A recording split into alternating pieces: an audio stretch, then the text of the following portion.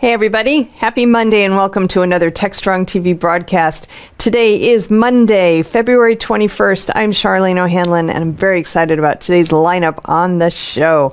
We're going to get things kicked off with a conversation between Alan and Stephen Filoni, who is the head of products over at BlazeMeter by Perforce.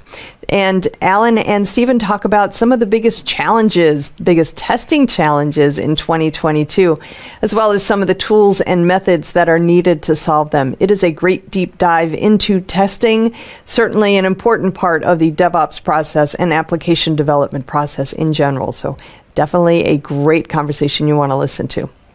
After that, Alan speaks with Kit Merker, who is the COO over at Noble 9, and they discuss the topic of service level objectives. SLOs are becoming so much more widely discussed as they do provide a clear path to delivering exceptional results, either for customers or for other users, by defining some clear reliability goals. So Kit and Alan discuss an update on the community, some use cases and best practices when it comes to service level objectives. Great conversation there. After that, we've got the Haunted Hacker podcast, and this is part one of a two-part conversation that host Mike Jones has with Mike Kurnow, who is the CEO of Defiant Networks, and they talk about a wide range of topics, including what is happening in cybersecurity in this year, as well as automated devices and self-driving cars, new bills, and Log4j. So many great topics, and there's going to be a lot to unpack in this two-part conversation. So we'll run the second part tomorrow, but please do check out part one today. After that, we have the next installment of the Open Mainframe Show. This one is titled, the best DevOps for mainframe solution is Zoe. So the Open Mainframes Project Zoe is actually an integrated and extensible open source framework for ZOS.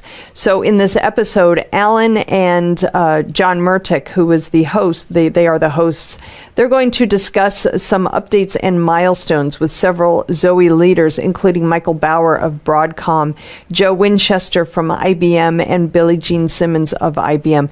Zoe's been around for a couple of years. It's always great to hear about the updates, and it's definitely a technology. If your organization is using mainframes, you definitely want to check this one out. I think it's going to help your organization.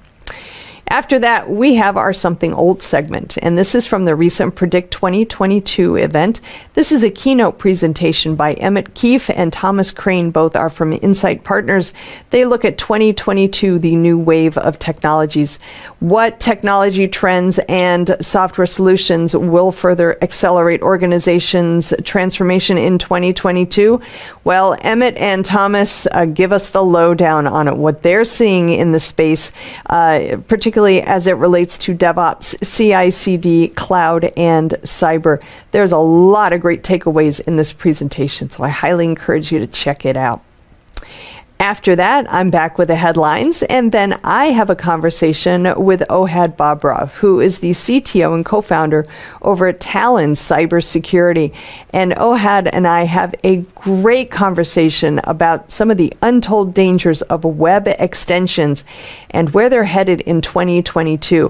This is a really fascinating conversation. It really kind of made me start thinking about all of the extensions that I have on my web browsers and how they may be opening my computer specifically up to vulnerabilities. And if it's happening to me, I'm sure it's happening to a lot of other people. We don't really talk about the dangers of web extensions, so definitely want to check this conversation out, as Ohad gives us a lot of takeaways in it. After that, I've got the webinars preview for you, and then we round things out with The View with Vizard, in which Mike Vizard speaks with Dr. Dennis Hackney, who is the head of industrial cybersecurity solutions at ABS Group. And they discuss Log4j shell vulnerabilities and how they are impacting industrial control systems. Really an interesting conversation, and definitely one very relevant in today's critical infrastructure, larger conversation around that. So definitely want to check that one out also. All right, that's today's lineup. It's a good one, folks. I hope you can stick around for the entirety, and we're going to get things kicked off right after these commercial messages.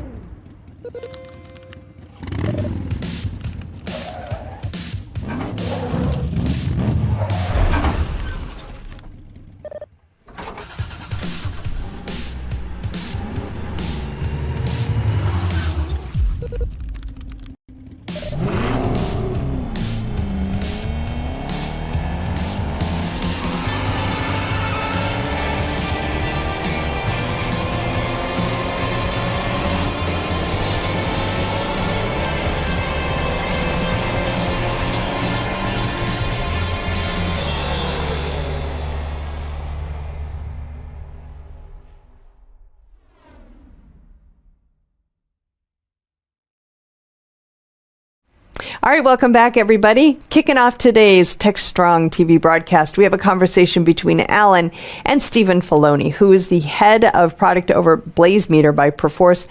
They discuss some of the testing challenges that are ahead, or maybe even already happening in 2022, as well as some of the tools and methods that are needed to solve them. Great conversation, lots of takeaways. So let's go ahead and roll it now. This is Digital Anarchist. Hey everyone, welcome to another Techstrong TV interview here. My guest for this segment is Stephen Filoni of BlazeMeter. I think it's BlazeMeter by Perforce. Is that correct, Steve? That's correct. Yep. And, for those who aren't familiar, of course, BlazeMeter was originally founded by a friend of mine, Alan Gramansky. Great story around, one of the pioneers in open source testing and continuous testing. BlazeMeter was acquired, I guess it had to be 6 years ago, maybe more, by, at the time, called CA, or CA Technologies, Computer Associates. Then it always kind of operated kind of semi-autonomously. And then I guess it was last year, they found a great home with the folks at Perforce, who've also been around a while. And Perforce is, of course, a leader and have really expanded their capabilities from code repository to testing and so many other things. So it was a good match, BlazeMeter and Perforce, so we're happy to see it. Stephen, so I gave the BlazeMeter story, but I can't give the Stephen Filoni story. I need you to do it. Oh, well, we'll need hours to give my story. It was the short version. So I've been in testing more or less for 20 some odd years. I came to CA, must have been 7 or 8 years ago. And I was part of the team responsible for acquiring BlazeMeter into CA. Mm-hmm. So, and I always had plans for BlazeMeter. And as you mentioned, it sort of ran autonomous inside of CA. And then CA was acquired by Broadcom. And then once we were in Broadcom, I was able to expand BlazeMeter to go beyond performance. And we added a multitude of features, virtual services, API testing, API monitoring, grew all that. And now as you said, we found a very good home with Perforce. And that acquisition happened right at the end of October of last year. Yep. But I've been doing product management work for, about 15, 16 years, almost exclusively in the testing space, a little bit in the mobile space, and a little bit in the monitoring space. And what's interesting is moving around, going from testing to mobile development and mobile testing, and then into monitoring. I now have all of that with Perfecto and BlazeMeter coming together at Perforce. So I have the monitoring, I have the mobile, it's all coming together. So everything I've learned over the years, I can make it all come together and work in one spot. So give us your best Dr. Evil and tell us, isn't it great when something comes together like that? Yeah, it's fantastic. And I hope to make $1 billion. Absolutely. Good stuff, Steve. So, look, well, let's first of all, we've had the pleasure of talking to several of the BlazeMeter folks since the acquisition by Perforce, and it really does seem to be a good match.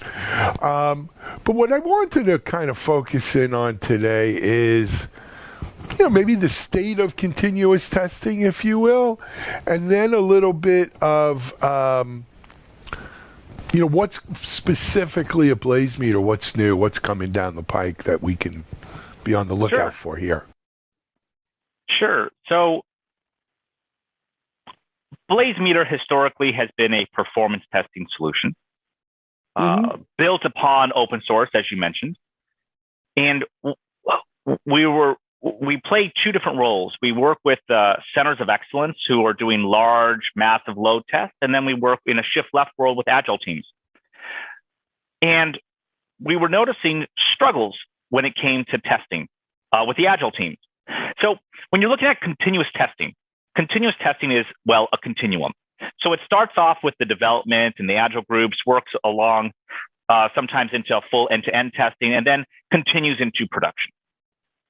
And so if we talk about that continuum, we look down at the Agile teams, and we noticed that they were struggling. They weren't testing as much as they should. And we interviewed dozens of different companies to try to understand what were their challenges with this.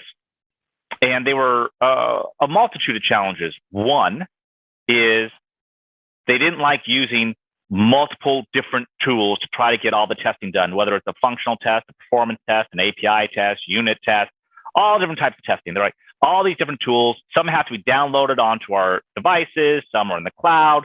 They all have different UIs, reporting. That's a challenge. And then another challenge was we don't have time to get data.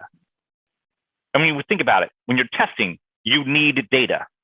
Yeah. But it wasn't just data to run a test because, why can't you do that? Then I need data for the backend system. And then I need data if I don't have my full environment and I'm using mock services or virtual services, I now need data for that. How do I get all that data in and make sure it's all in sync? Because when I'm developing code, I have a very limited time to develop that code and get it out the door. And if I have to spend time trying to figure out, get all this data and sync all this data together, that's a challenge. And then, well, with that challenge, as I mentioned, I don't have my full environment. So now I need virtual services. Where do I get those? Who's developing those? And then I have to figure out what data did they put in? So the mock services, the virtual services, as well as the data, two big problems that are hindering people from getting their testing done. And then we have other issues around how do I generate my tests? I just want to develop. I don't want to spend my time creating all these tests. So those are challenges there. And then on the flip side, if I'm trying to do continuous testing and I'm trying to continue the testing into production, what tests do I set up? How do I monitor? How do I test in production when I don't know what I tested? When there's not a full collaboration across the entire value stream, how do I know what to test in production?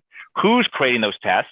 You have your ops team, and are they monitoring or testing the same things that I wanted to test or that I did test in pre-production? So those are quite a few of the challenges that people run into when they're trying to do continuous testing and continuous testing at scale. Absolutely. And emphasis on that scale. Because really that's where you start seeing the cracks. That's where you start seeing, when you're not at scale, sometimes you could muscle it. Yeah. Right? Or fake it even. But when you start hitting scale, man, it's like whatever your weakest points are, they're going to just come right to the forefront. And you're going to say, "Oh my goodness, this doesn't scale." Right? No, that's right. Because you can have like one group, one team, one service that's able to do something that's special, unique, and they can get that out the door in their own special way. But when you're trying to scale that, either that service or application has grown, or you're trying to scale it in an enterprise, it just, as you just said, all the cracks show, the whole thing falls apart. Agreed. All right, let's talk about what's new with BlazeMeter then. What are we doing to help? Well, surprisingly, a lot of the challenges I just mentioned we're able to solve. Just coincidental. I'm shocked. I'm shocked as well. I mean, right. I didn't know this was coming. Yeah, so one of the things we actually just released on February 3rd was our BlazeMeter test data piece of BlazeMeter. And this combines the ability to, whether it's for performance testing, functional testing, API testing, we can generate the data that you need. And that data that gets generated is not just to generate the data to drive a test. We'll also generate the data, if you're using mock services or virtual services, generate the data for that as well, and generate data for a system under test. So, and the idea is all that stays in sync. And we'll generate the data at the time you want to run the test. So now you don't have to worry about managing, maintaining the data sets, you don't have to worry about that. We will generate the data on the fly and to run the test and to ensure that all that data is in sync. That takes away a lot of the false positives that you've seen in the past where things are failing. Oh, but it turns out it was the data in the virtual service, or the data on the system under test wasn't set up the right way. And so all that goes away and you don't have to put any thought into it. Crazy. That's, it's crazy that no one's thought of this before or, kind of implemented this before when, it seems rather elementary at some level. Like, of course, if you want to do this. But, I had a conversation with the last guest here on Techstrong TV, and we spoke about the issue is a maturation issue, right? Until your DevOps processes, until your CI/CD processes are at such a level of maturity, right? You don't even run into this problem because you have problems that pop up before it that kind of take your focus away. Correct. So in the past, what's happened is when you were handing it off to a testing team, the testing team was used to the problem and they had time to get the data. They had time to set up the data. They had gold copies of data sitting around that they would use. They were familiar with it.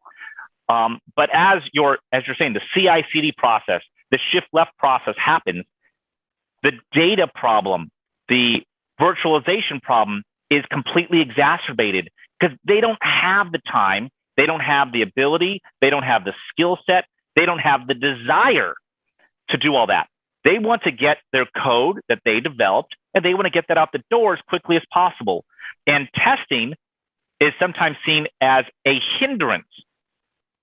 It's a necessary evil, going back to Dr. Evil, a necessary evil, if you will. And so anything that we can do to accelerate that and make it much easier for them, that is the challenge. So yeah, you could say, why wouldn't someone have done this whole data thing? There are synthetic data generators, right? There's open source synthetic data generators. That's fine, but that just generates the data in one spot. You still have to figure out how to take that, pull that out, put that here, put that there, put that there. And we're taking care of all that for you. Got it. Very cool. Hey, for people who want to get more information on that, Stephen, where can they go? They can go to blazemeter.com. So just straight up right on the front page. Yeah, just right on the front page. It's our newest part of our release. So you'll see it there. You'll see blogs. You'll see help. We have multiple discussions on it. Yep. Very cool. Hey, we're coming up on time here. Anything else coming down the pike or you want to let our audience know about? Yeah, so there's actually quite a few things that are coming down the pike, but one of the more interesting things that we are working on is one of the challenges that I had mentioned is generating tests. So they don't want to spend the time to even generate the test. And there's two things that come with that. One is just generating your API tests. So we're going to have coming soon an API test generator to help with that. And that is combined with our, synthetic data gen. So those two are combined together to help generate that. The next thing that comes, which is a natural evolution, is you don't just want positive tests. You need negative tests as well. And so that data gen is going to auto-generate negative tests for you. Whether it's negative data driving a test, putting negative data into your system under test, or having negative things happen with those mock services or those virtual services. So you want to delay a virtual service, you want to knock a virtual service so it doesn't respond, or just provide different types of data sets to see how well and how robust your system is. And once you do that, the next step is, all right, so I have negative testing. Then you combine the positive and negative together, and now you have chaos testing. And so those are coming down as well. Cool. Love it. I don't want to hold your feet to the fire or make you say anything you're not supposed to say, but what's time frames on those, if you can talk about them? Well, I'll say this: by the end of the year, you'll see this. I can't. Okay. I don't want to give solid time frames, but this year those will be coming out the door. Okay, I think that's fair, Stephen. Hey, I want to thank you for coming on and updating, keeping us up to speed here on BlazeMeter. Thank you very much. Continued success. We're hoping maybe at some point we'll see BlazeMeter at a real live conference. Oh, I'm hoping to get to a real live conference. As much as I enjoy maybe not traveling as much, but the interpersonal interaction. Yeah, no, we all miss it. I mean, yeah, it's needed, it's a must. Absolutely, man. Hey, yeah. Steve Filoni, BlazeMeter, powered by Perforce here on Techstrong TV. We're going to take a break, and we'll be right back with another guest. Thank you very much. Thanks, Steve.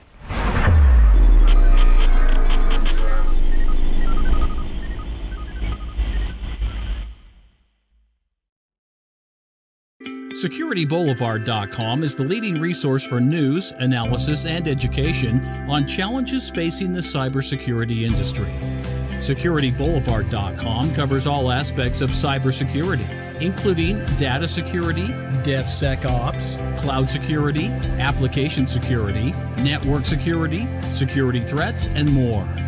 SecurityBoulevard.com has the largest selection of security content, featuring breaking news, blog posts, podcasts, and more.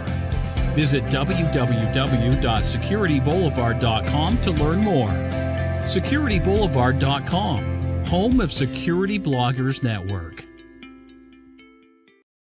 All right, welcome back. Next up, Alan is speaking with Kit Merker, who is the COO at Noble9. They're discussing service level objectives and what's happening in the community, as well as some use cases and some best practices related to service level objectives. Definitely a relevant topic these days, growing more in importance. So definitely want to check this one out. Let's go ahead and roll it. This is Digital Anarchist. Hey everyone, welcome to another Techstrong TV segment. I'm really happy to have my friend Kit Merker all done up in his Seattle Kraken hat and his winter beard for the Pacific Northwest up there. Joining us today, Kit, of course, is the COO of Noble9, a recent winner of the DevOps Dozen Awards as best new company on the DevOps space. Hey, Kit, welcome to Techstrong TV. Hey, Alan, great to see you. It's good to see you again, my friend. I'm thinking, Kit, we may actually see each other in person soon. Wouldn't that be great? Hopefully somewhere sunny. I can get rid of the beard. Well, I'll tell you, I was just looking at airfare for Valencia, Spain for KubeCon.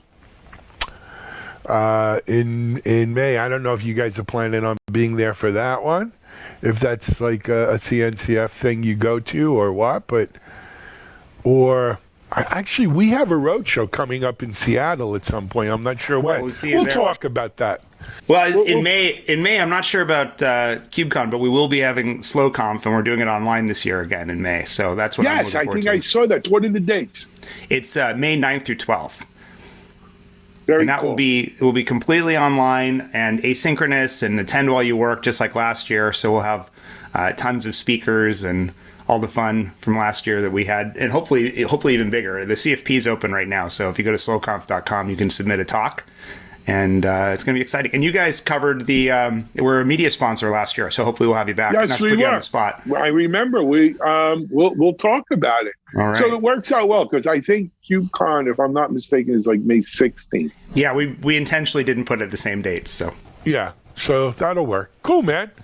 Let's talk a little Noble9, though. You know, Kit, I guess we really should. I'm assuming everyone knows who Noble9 is, but I forget. You know, you still only have been around 2-3 years, and at most, and not everyone may be familiar. Why don't we back up and start there? Sure. Tell people about Noble9. Of course. Yeah, so Noble9, we make a service level objective platform, SLOs. And the whole idea of SLOs is about measuring your observability system and bringing new context, shared context, so that you can make better decisions and better automation within your organization. So if you think about how you're pulled in all these different directions, right? Some people on your team say we got to ship features. Some people say, if we don't make it reliable, perfect, then we're going to hurt our reputation. If we don't fix our tech debt, we're going to burn out all of our employees and we'll have the great resignation to deal with. They're all getting pulled in all these different directions. And what's interesting about this is that we have actually more data about our software than we've ever had before. We have source control, we've got our AWS cloud, we've got our Kubernetes cluster, we've got all these observability tools. We have so much data, and yet we come to these different conclusions about what we should work on. And this is a big problem for so many organizations. So what Noble 9 is doing is we're bringing some additional context. This is what's really missing is people need to understand in an organization, what are the risks to the system?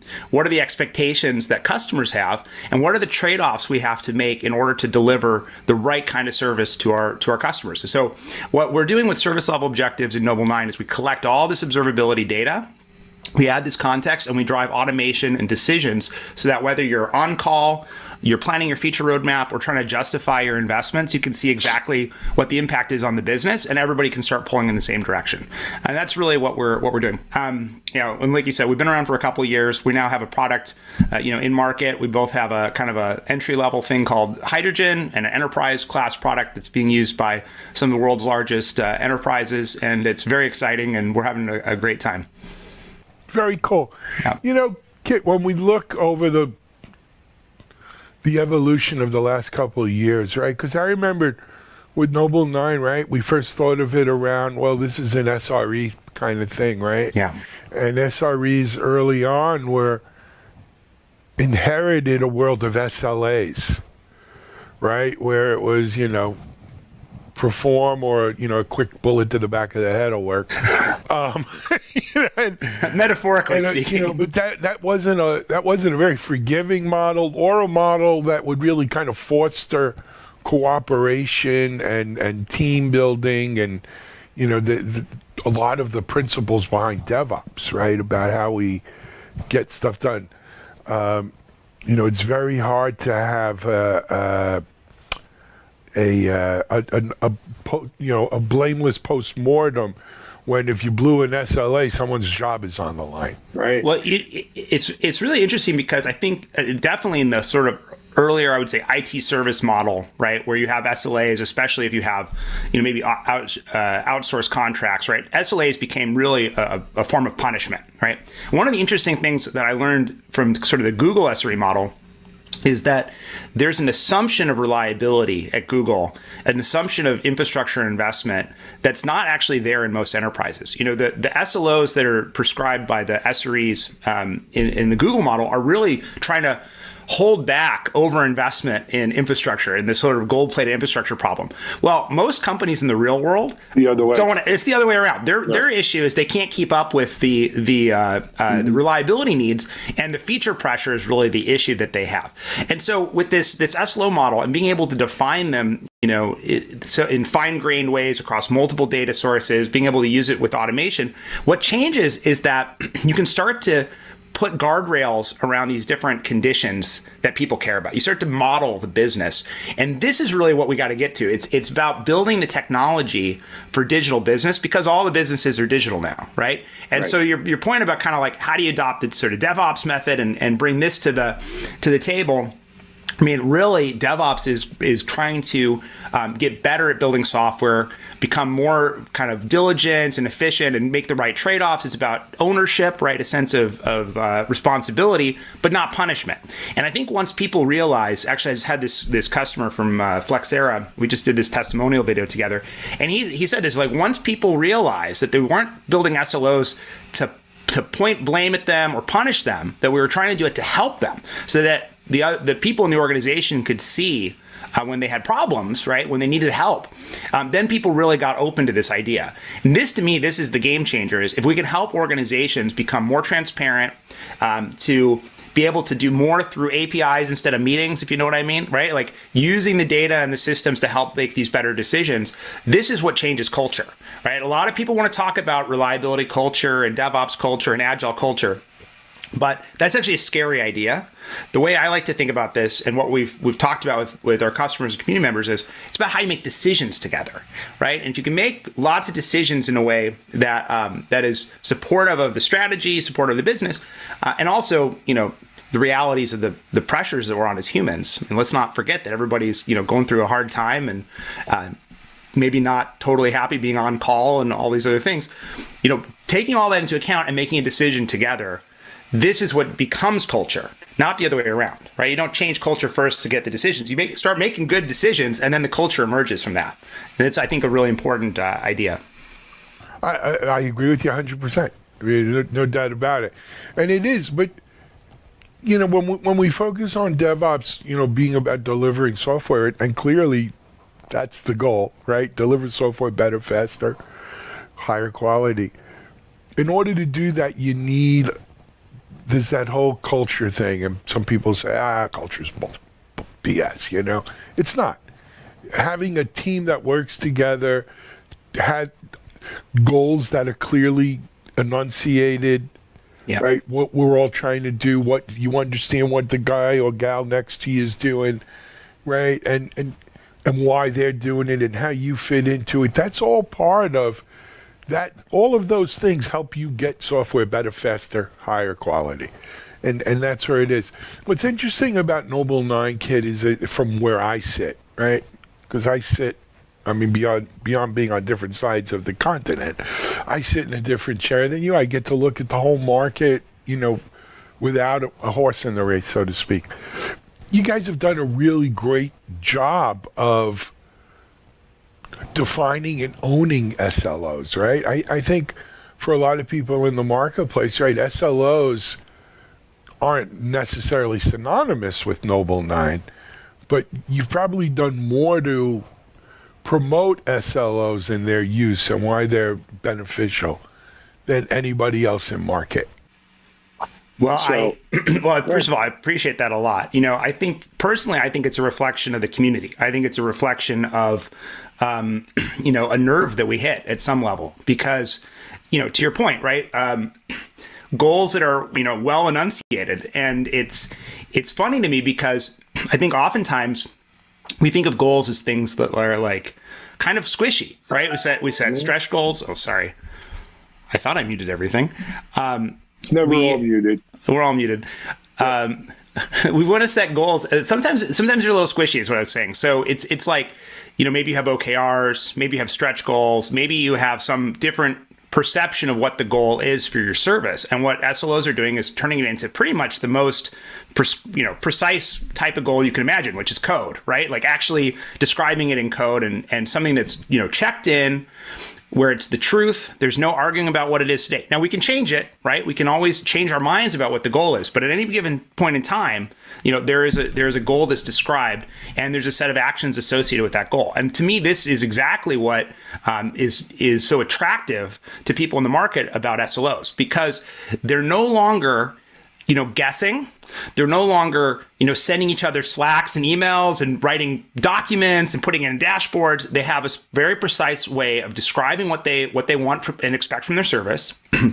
That takes into account the risks and trade-offs and customer expectations that they have for the service, and then allowing the team to engineer to that goal, allowing the business to understand the trade-offs, right? Hey, if you want the service to be faster, we're going to have to spend more to buy more computing power, right? Mm-hmm. Hey, if you want these features, we're going to have to put these other reliability concerns on hold, and vice versa. That this is something that brings visibility to all the little, engineering decisions that are made on a daily basis, and then aggregates them up to the size of an entire enterprise, because it's bird's eye view of how the enterprise functions, and doesn't limit them to a prescriptive way. Because I think this is one of the other big challenges when I look at the observability space or anybody in infrastructure space that's trying to bring a prescriptive guidance. I think today's world is about the right tool for the job. Right? You got to fit inside of an ecosystem, whether that's, what language you use, what CI/CD system you use, what package manager you use, what source control you use. All of these things are choices that that engineering teams have to make for themselves. And you can't necessarily dictate that team A and team B are going to agree on that, that stack, if you will, right? You can give them some flexibility. But what you can get them to agree on is the concept of the service level objective. Like, what should my service provide to customers in terms of availability, latency, performance, throughput, whatever the characteristics are that deliver that end-to-end service? This is what becomes almost the contract. Because if I know, that I'm using your service and you're going to give me, X number of latency over, X number, Y number of nines, then I can build my system to account for it. I can decide what my retry strategy is, what my caching strategy is, right? I can design and engineer a system that takes into account what your service is, says it's going to do. Well, that level of clarity allows engineering teams to operate in a completely fundamentally different way, because now they aren't guessing and they're not hoping and they're not wishing, right? They're working toward a clearly articulated goal. And I think this is what's so important. So now the whole idea of us promoting this concept, I mean, we're just we're in love with SLOs. I mean, I don't know how else to explain it. We're just losing our mind about how amazing it is, but it is really about the community. We now have literally thousands of people that are involved in the SLO, the SLOCOM community. We have the monthly meetups. The conference, as I mentioned, will be in May. And we're expecting, hopefully, about 5,000 people to show up this year. Last year we had 2,200 registrations, so we're pushing hard for this. But based on what we've seen in the market and the companies that are, literally deciding if they're going to build or buy an SLO platform right now, there is a huge groundswell of interest in this concept to take their observability systems, their operation systems, reliability systems to the next level. And all the practices and tools and techniques and tricks, everybody wants to share it and learn together, which is, I think, the most exciting thing. And it fits in with so many other areas: incident response and chaos engineering, and how we do monitoring and logs. All this stuff kind of fits into this whole story about SLOs. Even financial FinOps, right? Even cost management, all this stuff fits into this same story. So yeah, it's kind of overwhelming, to be honest, how much the market seems to have appeared and materialized over the last couple of years with SLOs. Cool, man. Yeah. Hey, Kit, we're up on the clock here. So you mentioned SLOCON. It's SLOCONF with an F.com. That's right. Yep. And for people who want to maybe submit a talk or just find out more about attending this year's virtual conference in early May. And then for people who want to get more information on Noble 9, is it noble9.com or IO? I forget.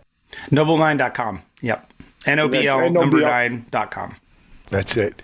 Hey, Kit, man, it's great seeing you. I hope to see you in person sooner than later here.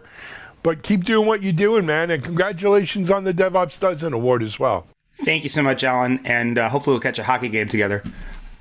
Come on down. Actually, I don't have Seattle Sounder tickets when they're playing the Panthers, but we'll look into it. I'll talk to you later, man. Great seeing you. All right. Take care, Alan. All right. Bye-bye. Bye.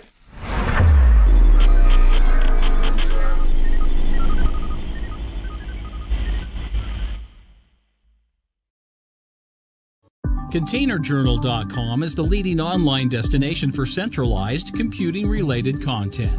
ContainerJournal.com covers all aspects of software containers, from container management, data management for containers, container security, networking for containers, to the entire container ecosystem, Kubernetes, microservices, serverless, and more. ContainerJournal.com has the largest selection of container-related news, featuring breaking news, blog posts, podcasts, and more.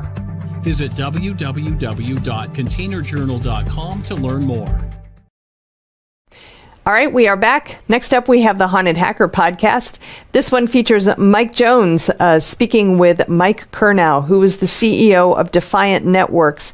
This is part one of a two-part conversation that the two of them have about a range of topics, including some of the cybersecurity trends they're seeing in 2022, as well as automated devices, self-driving cars, new builds, and Log4j. Very, very wide variety of topics there. Let's go ahead and roll it now.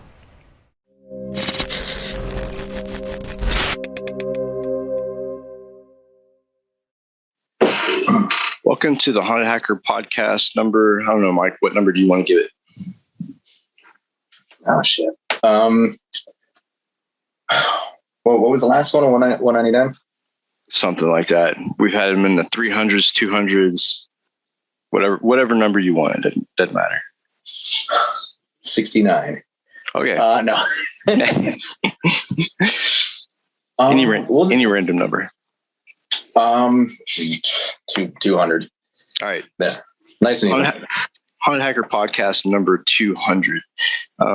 Just a little bit of housekeeping before we get started. I am speaking this month for a group in the UK, also in South Africa for a CISO group. And pretty soon, I believe in March, Risk 360 is having me and Chris Roberts, Luke McComey, and Mike Weber on a podcast extravaganza is what they're calling it, I guess. Other than that, not a whole lot to report. Everything's going good. The group in general, the Haunted Hacker group, is growing. And I'm starting a business and a nonprofit, not related to the Haunted Hacker, except for the charity. But the charity is going to be Hackers for Vets. And we're going to raise money to get scholarships for different certifications to help transition vets get their foot in the door. And the consulting company I'm starting is going to be something completely different, something new. And I think you'll probably like it. Other than that, I don't have anything else. So today we have Mike Cornell. This is his second time on the podcast. Known friend, good friend of the Haunted Hacker, and a really interesting guy. So, Mike, what have you been up to since the last time that we spoke? Yeah, so the last time that we did this was April of last year. It's been pretty busy. So my company, Defiant Networks, logo and here just complete the ensemble. We have been working on a massive undertaking where our initial goal was to create this awesome industrial networking service that allowed you to microsegment very easily, have cryptographic identities for all the devices on your network, allow you to segment, to do kind of unidirectional stuff as well if you needed to, bridge networks going from like layer 3 up or something. But we actually realized that the ingredients we had allowed us to do a lot more. And so we have built a lot more networking protocols to facilitate an overlay network for the entire internet. That can run services on it, kind of like the Tor network would. You can access things on it, and it is 100% completely zero trust in the means that your laptop or desktop PC, whatever, all the way to every single node that facilitates that communication circuit to the thing that you're getting to on this overlay network has to confirm their identities with each other. And this happens periodically. And every service that runs on each node will only run for nodes that have identified themselves. So we've been working on that since about April. Yeah. And we've got, we have alpha, we're in alpha right now. So we've got something working with Windows, which is a nice client. And then we are working on the same thing for Android. Can't say exactly when those will be out, but hopefully things have been going really good development wise, and we've also been working on some of the business stuff too. So hopefully we will be in beta with the public soon enough. I can't really say a timeline. Sometimes these things move, but I've been really busy with that. Ended up having a newborn in October. Congratulations! So thank you. His name is Julian, after Dr. Julian Bashir, nice. Star Trek Deep Space Nine. Yeah, he's the smartest guy on the show, so I figured it's a great name. Cool for another son of mine. But yeah, really just those two things. But it's been a whopping undertaking between the two, and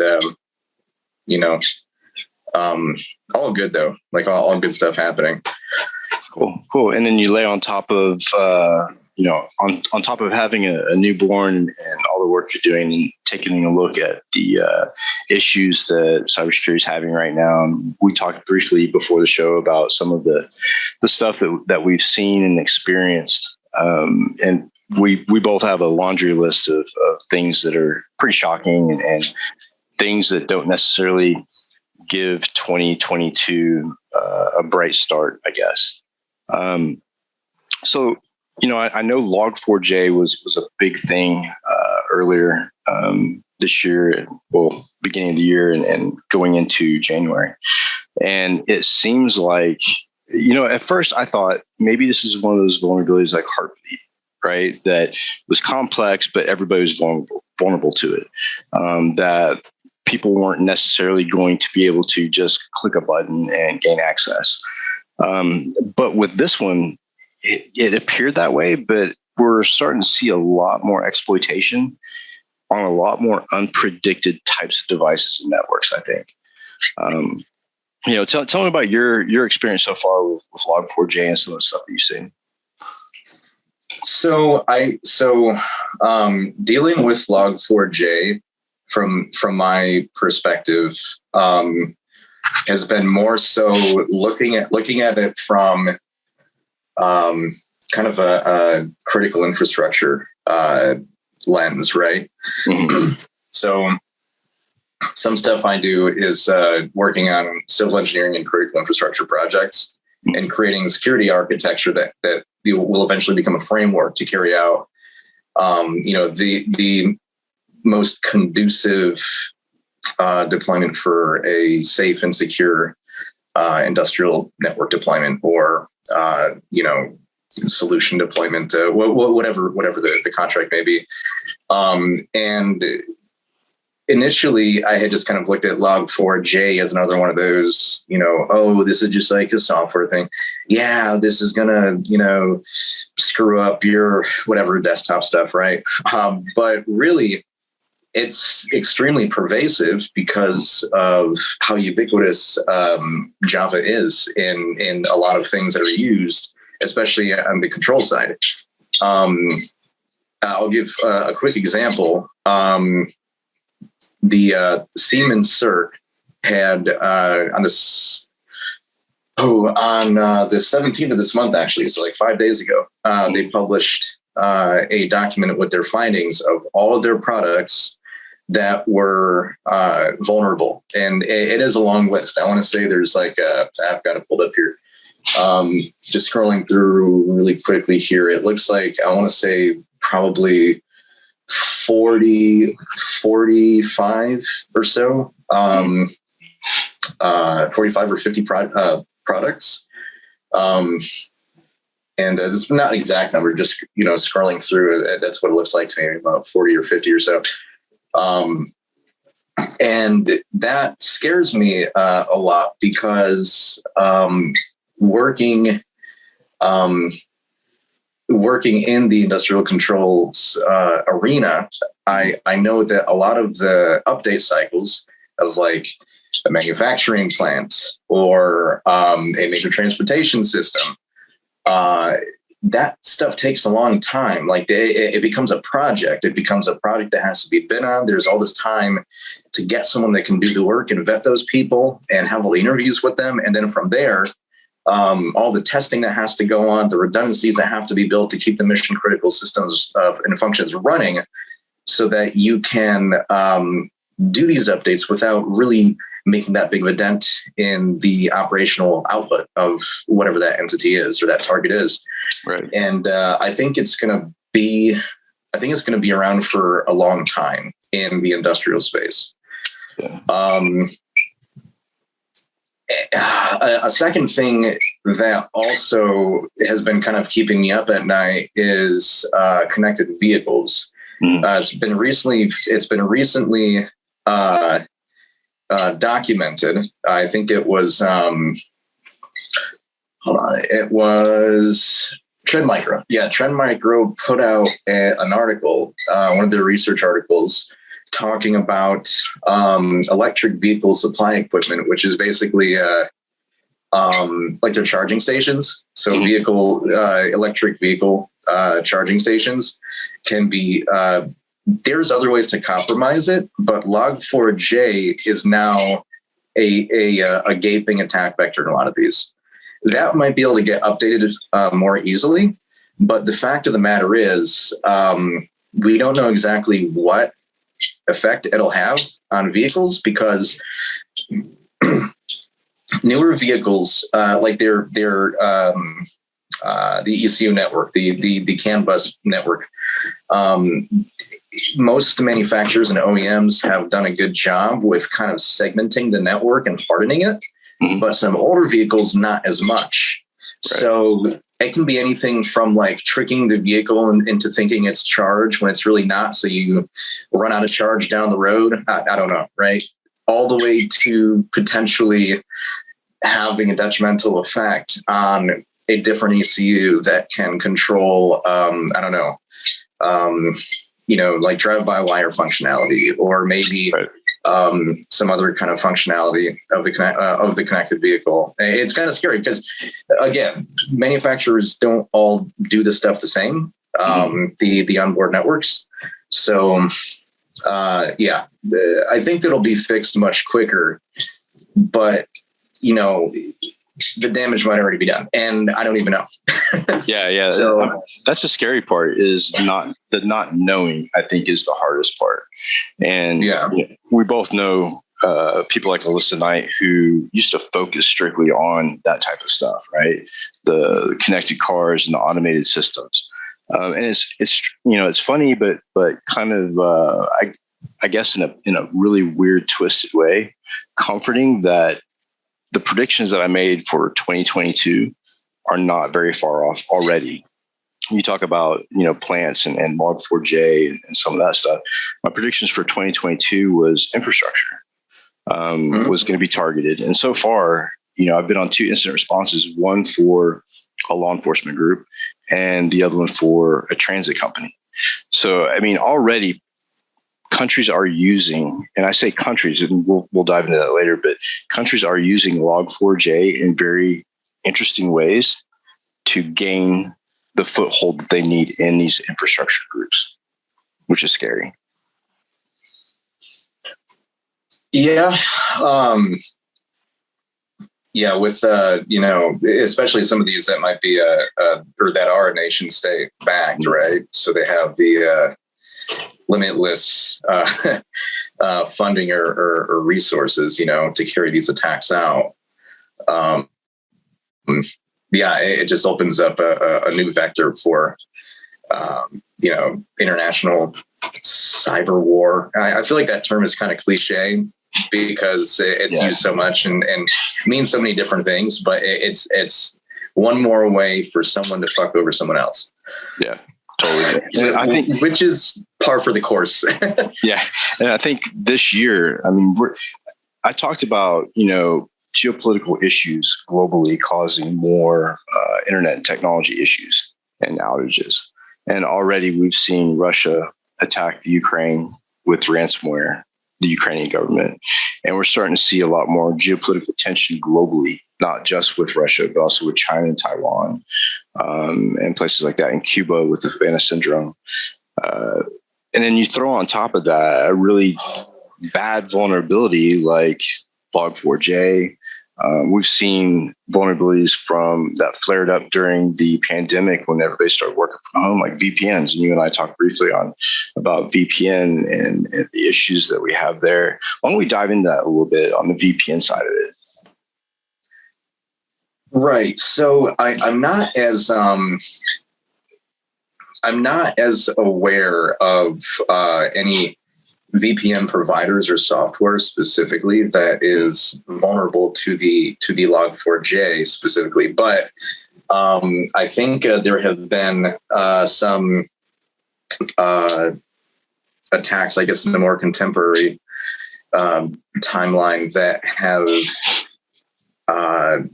their access point was be able to leverage VPN that was either improperly configured, or they were able to somehow, get the certificates necessary to access something they shouldn't be. But the things that have been sticking out to me with the VPN is, the newest, one of the newest things in the VPN news, VPN Labs, which was just shut down by Europol. Mm-hmm. They had seized all their domains and servers, basically shut them down because apparently they were working with criminals I'm working with criminals, but they weren't taking action. Like, they were being asked to take action, be like, hey, be mindful of your shit. Some bad things are coming out of it. And these kind of raise a lot of questions to me about just the state of, current and future secure networking technology, because the way it is here in the US is that if the Glow Boys come up to you and say, hey, we need your stuff, and they subpoena you, it's like, okay, whatever. They're doing, stuff within the law to ask you, and you provide whatever documentation that's there, right? So you have to work with them, or else you get shut down, and then worse, there's some sort of legal action taken against you. It just raises a lot of questions of like the state of it. It's like VPNs are this solution. You just have like regular consumer VPNs to watch British Netflix and British Bake Off and all that shit. Then you have industrial VPNs, which are a little bit different. It's not the same kind of like category. However, the idea is still the same. That secure networking technology. VPNs, I think they're great for a sense of security. Right. But the fact is, you're really just moving trust from your ISP to a whole new entity, and that entity can see what you're doing. And any no logging policy is just that. It's a policy. You can just, turn on Zeek or Bro onto whatever interface, or consuming the consumer traffic. That makes sense, but that sounded weird. Yeah, and you can just run some kind of deep, do your own kind of like internal DPI and what's coming in, and you wouldn't be none the wiser. And I don't know, there's a lot of like kind of moral and ethical things that come into mind, where it's like, not only that, but then everyone can be using your VPN to do something bad. And then I started thinking, well, shit, why aren't ISPs getting dinged? Exactly. If that's really the case, because the internet is a great thing, and it's a horrifying thing at the same time. And it's like why doesn't whatever local ISP get dinged because I don't know, went on tour to do something or whatever. It's kind of a light example. I don't know. It's raised a lot of questions to me, and seeing Europol shut down this VPN Labs company, it's kind of a bit of a scary thing to think of as someone who runs secure networking infrastructure technology. I mean, it's kind of shocking. It's kind of shocking too. Like, so I was living in Dallas, and there was a data center that I had some friends that had devices and stuff in there, and without any kind of notice, without any kind of documentation, the FBI walked into that data center in Dallas and literally took every server that was there, and didn't let them know why. There was multiple companies that were based in that data farm, or whatever, that data center. But come to find out, I guess there was a huge organized crime ring that was being ran through that data center, and nobody knew about it. But guess what? Every server got grabbed, and it was because it was attached to the same network, and they wanted everything. They didn't want just specific devices. They wanted the whole thing. So this data center literally went under because of it, which, I can understand to a certain extent, but then walking in and shutting down somebody's business and their livelihood just because, there's a criminal or potentially criminals on that connection. I mean, I think you're right. With ISPs, how many times should the ISP have been shut down or servers warranted when I was younger? Probably most of them, because we were using ISPs to carry out bad shit for a long time before we even had the Tor network. But now, I mean, we all know that most of the Tor network, the exit nodes, and there's a good number of them that are ran by federal agencies that, they don't have to take anything because you're going through their exit node and they can see it anyways. But I think you're right. That sets a really scary precedence where, law enforcement or anybody can just walk in and basically destroy an ISP or a provider based on something that could potentially be going on. Yeah, and I think too that in that situation that you just cited, when they walked into the data center and yoinked all the servers I don't. And again, like this could happen a lot of places. I'm just not aware of it, and I'm totally open to that. If that's the case, but I feel like when it comes to any kind of like federal prosecution that I know of, it seems that they need a high success rate. Like whenever the federal courts or whatever are. They have like a 90% success rate. And if they think it's going to be below that, they just like, kind of shoo it off to like a local, court or something. In that case, they probably believe they had the vindication to do that. But at the same time, and they might have, right? Like they might have been correct in doing that maybe, but at the same time, think of all the information that they got from all the other services and business processes that they can now, look at and reverse engineer of all these other companies that have nothing to do with the services that were used for the crime ring that you said there. And that's the thing I don't like, that collateral, not just a collateral damage, but the kind of collateral effect in general. It's like, now I have all your stuff, even though you're no part of this. Which means they likely, they didn't, they probably didn't subpoena these things, or they probably hit the data center itself, not just the company, which sucks because everything's in that data center. It is fair game. Everything in that data center is fair game. So, that's shit. I mean, you really have to think twice about who your data center provider is, and this was a very young startup type data center, very small, handful of companies resided in it. So, I mean, someone didn't do their due diligence. Like the first thing I would have done was go to try to check out the data center and the people that run it and own it. Look at the Russian business network. That was an entire network of nothing but criminal, activity. And I think we probably have some of those data centers still around that conduct that type of business. But for some reason or another, the feds or like you say, Europol or whoever are just not interested in that group yet, which, I don't know if you saw the video from the arrest of Revel, but to me, like that was so strange and it looked so scripted. And even if it wasn't, I think it was just a way for Russia to say, hey, we're kind of bending to what you want. And by the way, we have all these troops sitting on the border of Ukraine. How about just a little bit of, we did some shit for you, now you do some shit for us type of expectations. And I think a lot of that goes on in law enforcement and government, to be honest. Yeah. I would tend to agree with that, especially with international governments too, right? Like I think of Five Eyes, where it's like Australia, Britain, US, Canada, New Zealand, and one other, I forget. It's Five Eyes. I can only remember Four Eyes. Get it, glasses. Hey. I can't. That's why I work in Python and C, because I can't see sharp.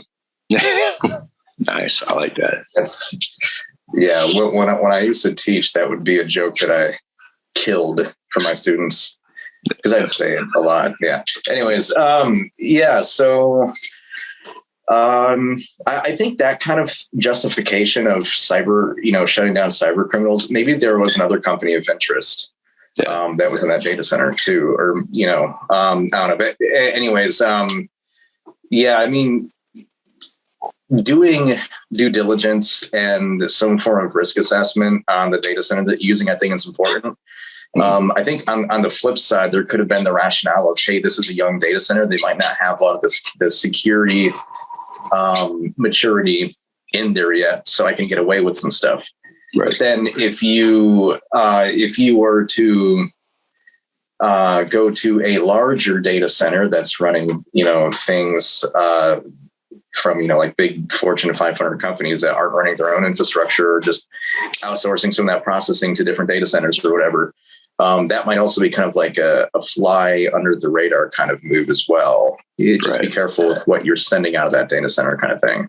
Yeah, exactly. So, I mean, there's different rationales. I mean, I could see either one working. It's just, that tells me from like my old days in PSYOP, we would have a process for, like we would collect propaganda, and then we'd have a process to analyze it. And there's been two processes. There's been MARCO and SCAME. MARCO is just an acronym that means media, media, audience, response, content, observed effects, something like that. I normally use SCAME, which is a source, content, audience, media, and then the effects of that, right?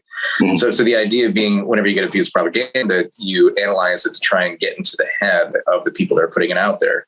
Right. And so to me, that these cyber criminals that you were talking about likely did not have a lot of, a whole lot of technical juju going on there. And we're like, well, it's just going to be easier if we, do this immature data center versus having to really, dot our Q's and cross our P's with a big data center, right? So, kind of that, psychological reverse engineering to an extent. But I know they used to use like now a lot of the attackers will use AWS and stuff like that to host malicious code. Back in those days, I think a lot of it was try to find the cheapest data center, try to find the cheapest ISP that won't rat you out. But even some of like the Log4j that I'm seeing now, there was one that I was doing some investigation on this week. And one of the IP addresses that the machines were calling out to was hosted on AWS, and it was malicious code. And I know from experience that AWS doesn't necessarily do a whole lot of checking when it comes to what's being hosted on their platforms. I may or may not know somebody who had some malicious code up and running reverse shells for months without Amazon even picking it up. But I would hope that as time goes by, things get a little bit more, comprehensive when it comes to looking at code and looking at things that are hosted, not just on AWS or ISPs, but also like Google Play Store and the Apple Play Store. Yeah, and so doing a little devil's advocate here, the more comprehensive with the monitoring or the kind of stuff that like AWS would be doing. I think right now, like, I don't really know like what their privacy policy is, and something I should probably read at some point, but I've worked with AWS before, not so much now. So it's not a prevalent thought in my head to do so, but it could just be that really they're just monitoring the network IO. Right. And that's what indicates something. I would be livid if I was hosting something on AWS that's running, proprietary code that I write for business reasons, or code that is written by us for business reasons and running on AWS or something. I'd be pissed if I knew they were looking inside that. Right. Now, I do know that AWS does have like control mechanisms. I forgot what the hell it's called, but it's a thing that allows you to there's a agent in the instances that you spin up. And there's that kind of hook into the instances that the UI has. So you can stop, start, restart, reprovision drives, yada, yada, that kind of stuff, right? Even that is scary to an extent because you don't know what else they're doing, right? Right. I mean, granted, you can just turn that thing off, but then it disconnects it from the UI and, you're stuck SSHing into it and then not really having a path of recourse if you accidentally brick the fucking machine or something. Yeah. Anyways, yeah. Okay. So yeah, I still think a little bit scary if they were to be looking in the machine, but I think more maybe some additional measures into the network monitoring to see what's going on. I think they have that down to begin with, though. Yeah. I'd imagine so for a freaking huge hosting provider of that magnitude. But yeah, I mean, there's many ways too of just making traffic just look negligible. Right. Innocuous interactions aren't really going to bring up red flags, and so you get to this weird area of like what's in the meta and what is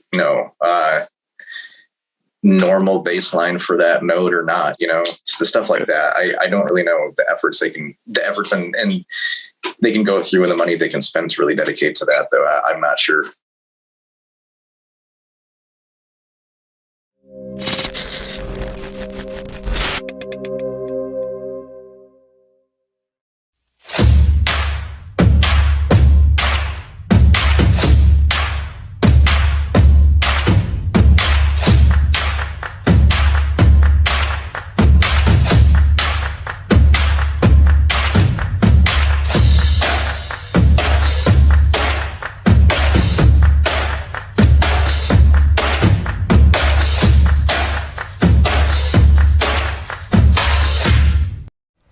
All right, we are back. Next up, we have got the Open Mainframe Show, the latest in the ongoing series.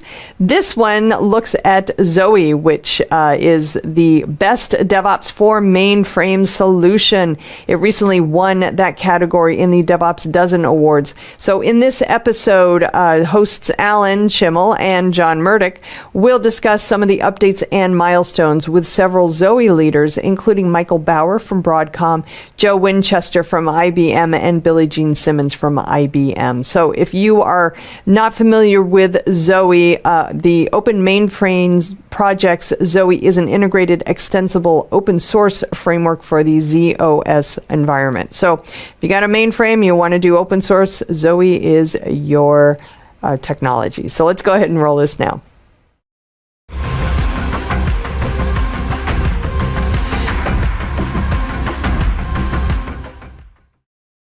Hey everyone, welcome to another episode of the Open Mainframe, brought to you by us here at Techstrong Live, Techstrong TV, as well as the good folks at the Linux Foundation Open Mainframe Project.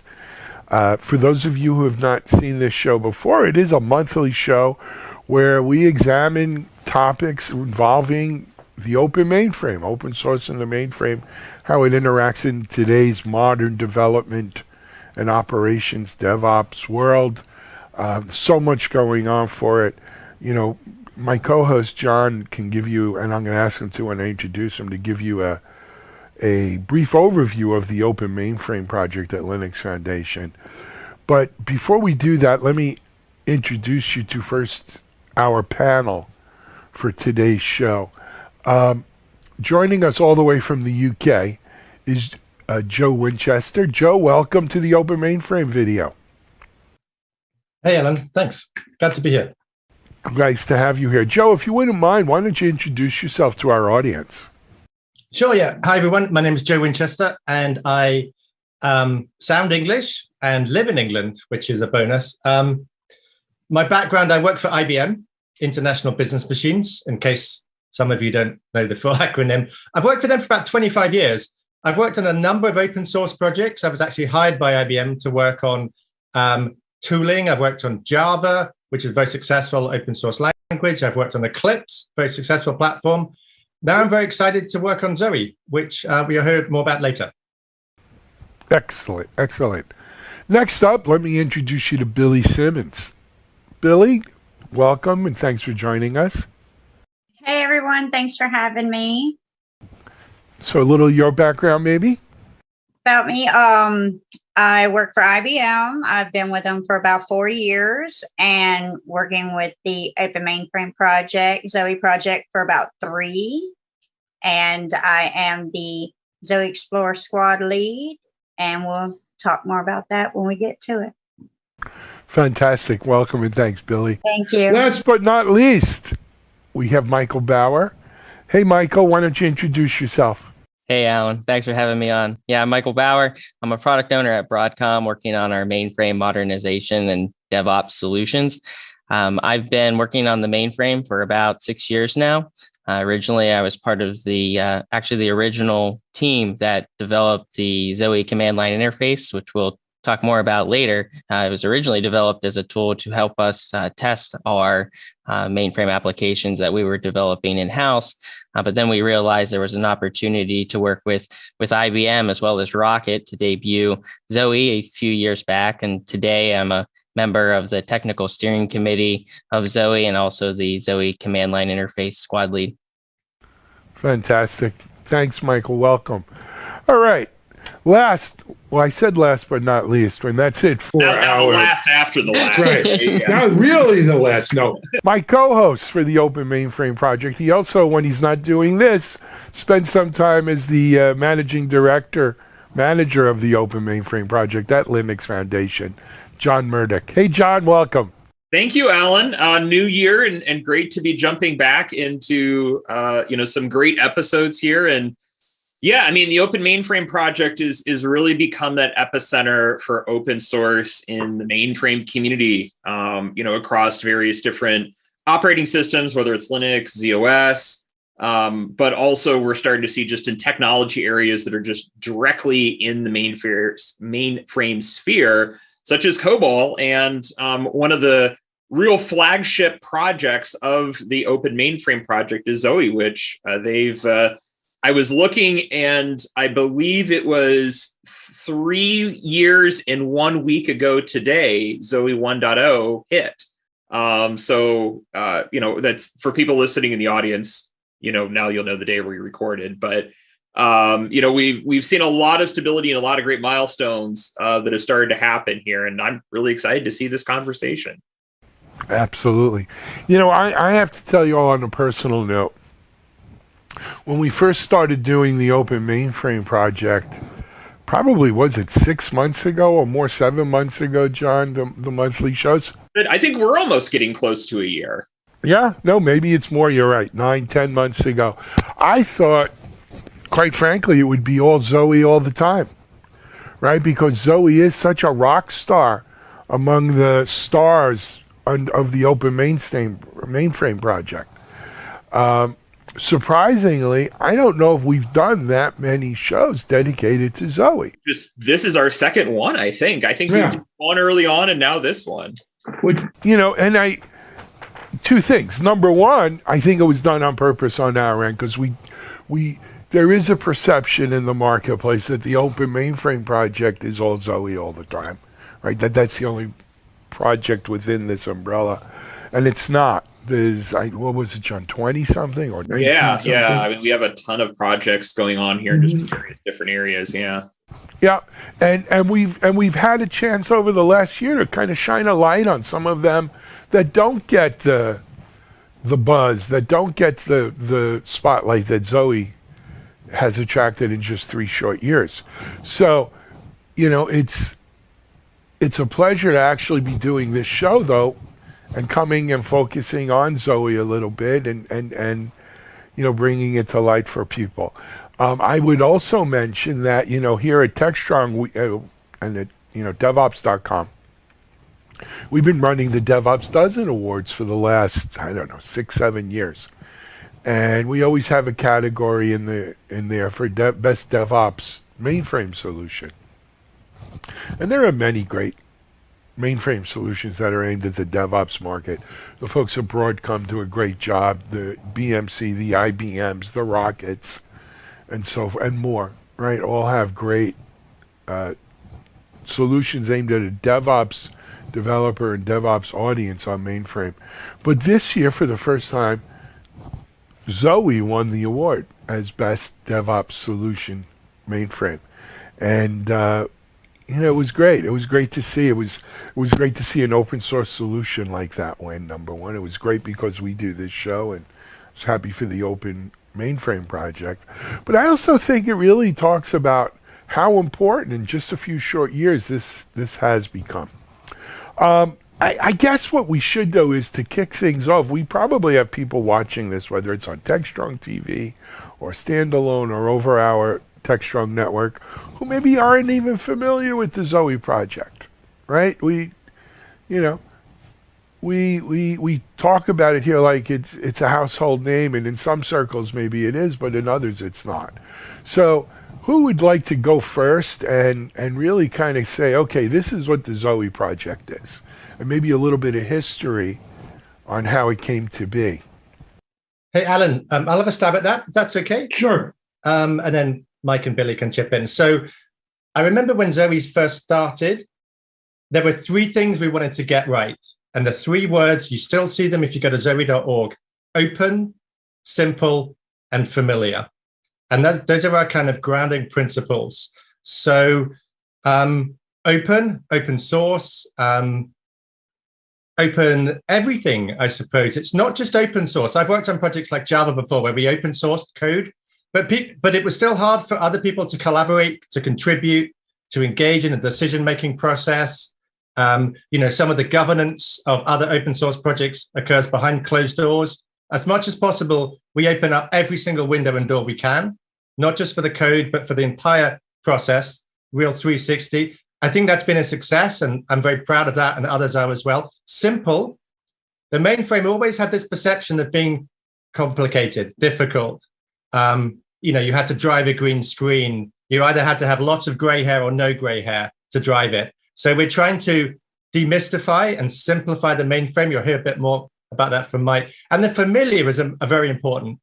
When I first started working on the mainframe, so I'm 55 now. When I first started working, I was about 15 years ago. I was kind of the youngest person around my lab. Now I'm the oldest person, right? The generation of folks coming up are younger. They are taught at universities and colleges with other development tools like Visual Studio, IntelliJ, and things like that. And we want to make sure that they understand technology like Jenkins and things. We want to make sure that when they see the mainframe, they don't see it as this antiquated platform. They see it as something very fast and modern and that they can just connect to and stay in their comfort zone. So for me, that's the Zoe project. Yeah, I absolutely agree with that. I think to add, in addition to that, is extensible, right? So Zoe's a platform that other vendors can extend it.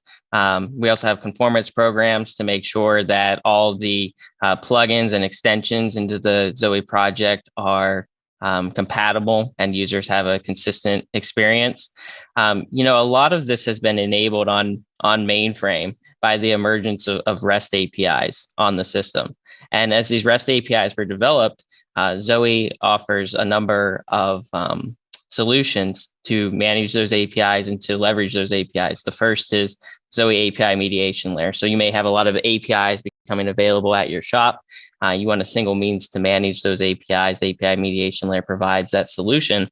And then on top of the API mediation layer, we have a number of Zoe clients. So we have the Zoe command line interface. And a lot of times when I'm talking to folks about the Zoe command line interface, the initial impression is going back to a terminal. Why would you do that? Well, first, it's a very familiar experience to cloud developers. So if you're running in a hybrid cloud environment, pulling mainframe into that ecosystem is just like pulling another server or another cloud provider platform into that ecosystem. And the power of a command line interface is that I can quickly explore what services are available, and then I can easily abstract basically those basic building blocks, those individual commands, into more complicated and complex scripts to accomplish more meaningful tasks, more meaningful use cases. And then on the visual side, as Joe mentioned, and I'm sure Billy will expand on, we have Visual Studio Code as a text editor of choice that has integrations to allow you to work with different mainframe services, different mainframe products from your IDE of choice. Sure. Yeah, I totally agree. And I'd like to add on, as the newest mainframer on the panel, only, dabbling with mainframe the past 3-4 years, and, right out of college, getting thrown into the green screen. It's been real exciting to work with Zoe and create those applications that can be used in familiar editors, and then the web application. It looks great. It's just like sitting down at your Mac, and then it also has capabilities for your more advanced mainframers that are used to the green screen. That's still there for them and everything. It's a great project, and I'm excited to work on it. Excellent. I think Billy, I'm sorry, go ahead.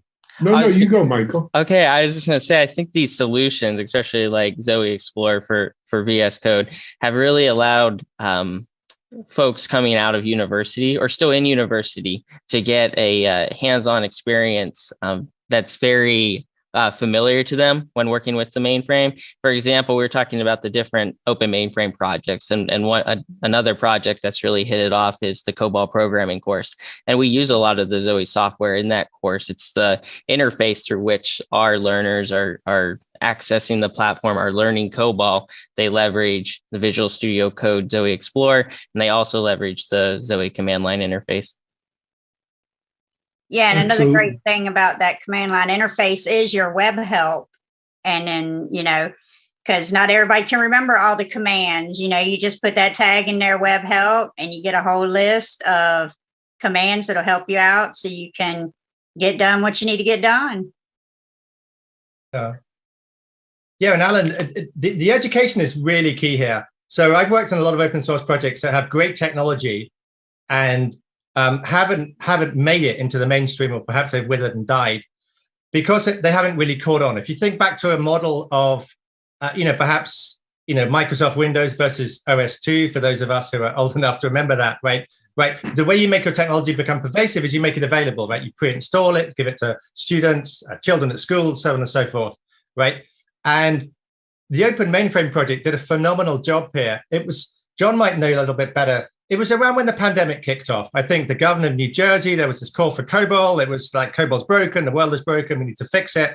And rallying around that was this very successful Open Mainframe Project COBOL education course. The bedrock of that course is taught using Visual Studio Code. So, Billy's generation and folks who are already familiar with that can just install it and work as though they were working locally. And that's so phenomenal. And another quick thing about education for me that was a real milestone, a real tipping point. IBM ran it's free, it just happens to be hosted by IBM, a student learning course, Alan, called Master the Mainframe.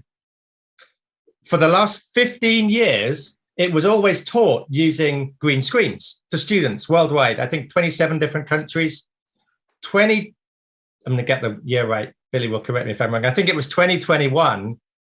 Or maybe it was 2020, was the first year that they moved. So it's 100% taught using Zoe technology. 25,000 students worldwide did that course.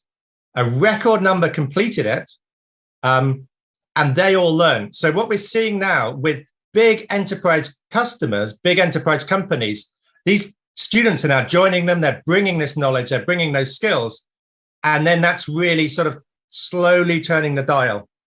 So that excites the heck out of me. No, it excites all of us, right? There was a time where we thought, we'd have to shut down the mainframes because all the COBOL programmers were dying. Hopefully you weren't that journalist to predict that one. No, it wasn't me. I stay away from those kind of predictions. I stay away from predictions in general, actually, because I'm with you. They have a way of coming back and biting you. True.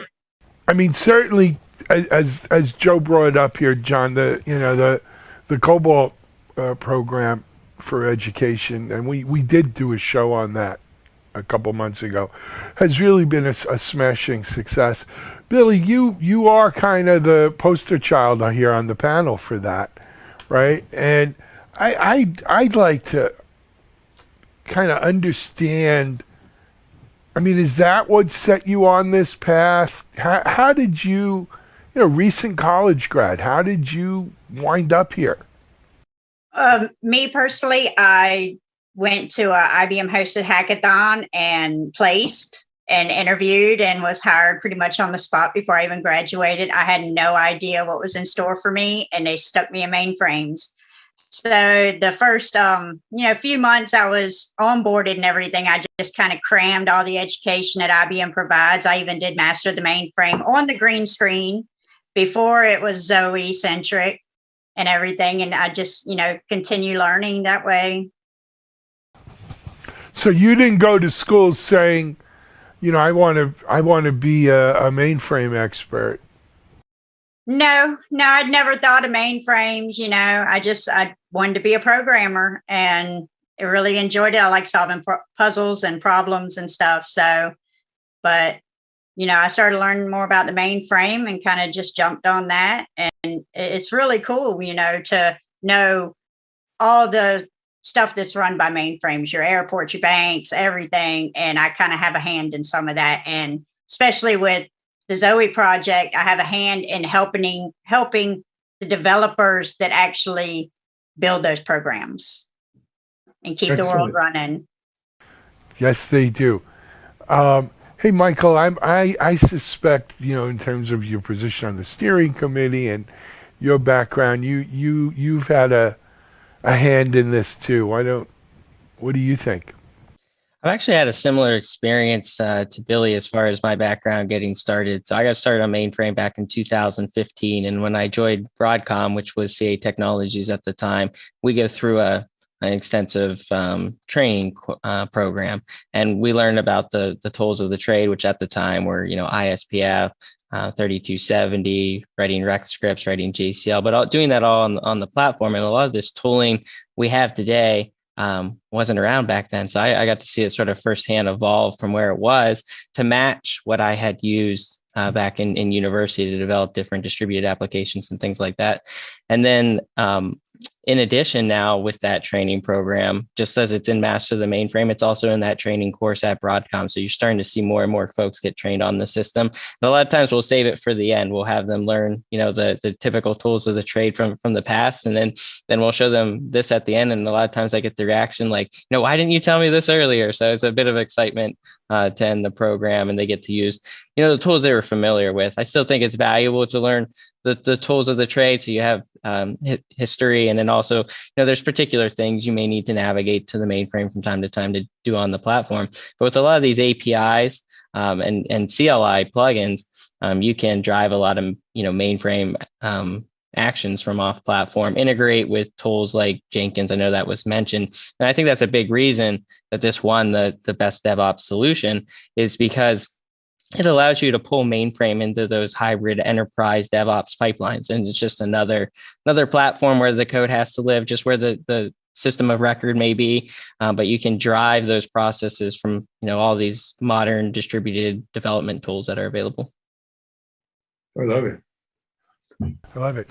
So, and much like Joe, I will tell you, I get excited when I see younger folks. Well, they're all younger folks to me these days, except maybe Joe. But I think we're contemporaries. But it is exciting to see all that. Billy, I got to ask you, what exactly is Zoe Zoe Explorer Squad lead? I help lead the squad, and we refer to our teams as squads within the Zoe project. And I was just recently, nominated with a coworker of mine. We're kind of co-leading. So we got a little power team going on. And, we just try to keep everything straight. Right now, we're just focusing on the V2 release and the V2 conformance and everything. Going to bring a lot of really good stuff out there with the CLI platform and their new config files.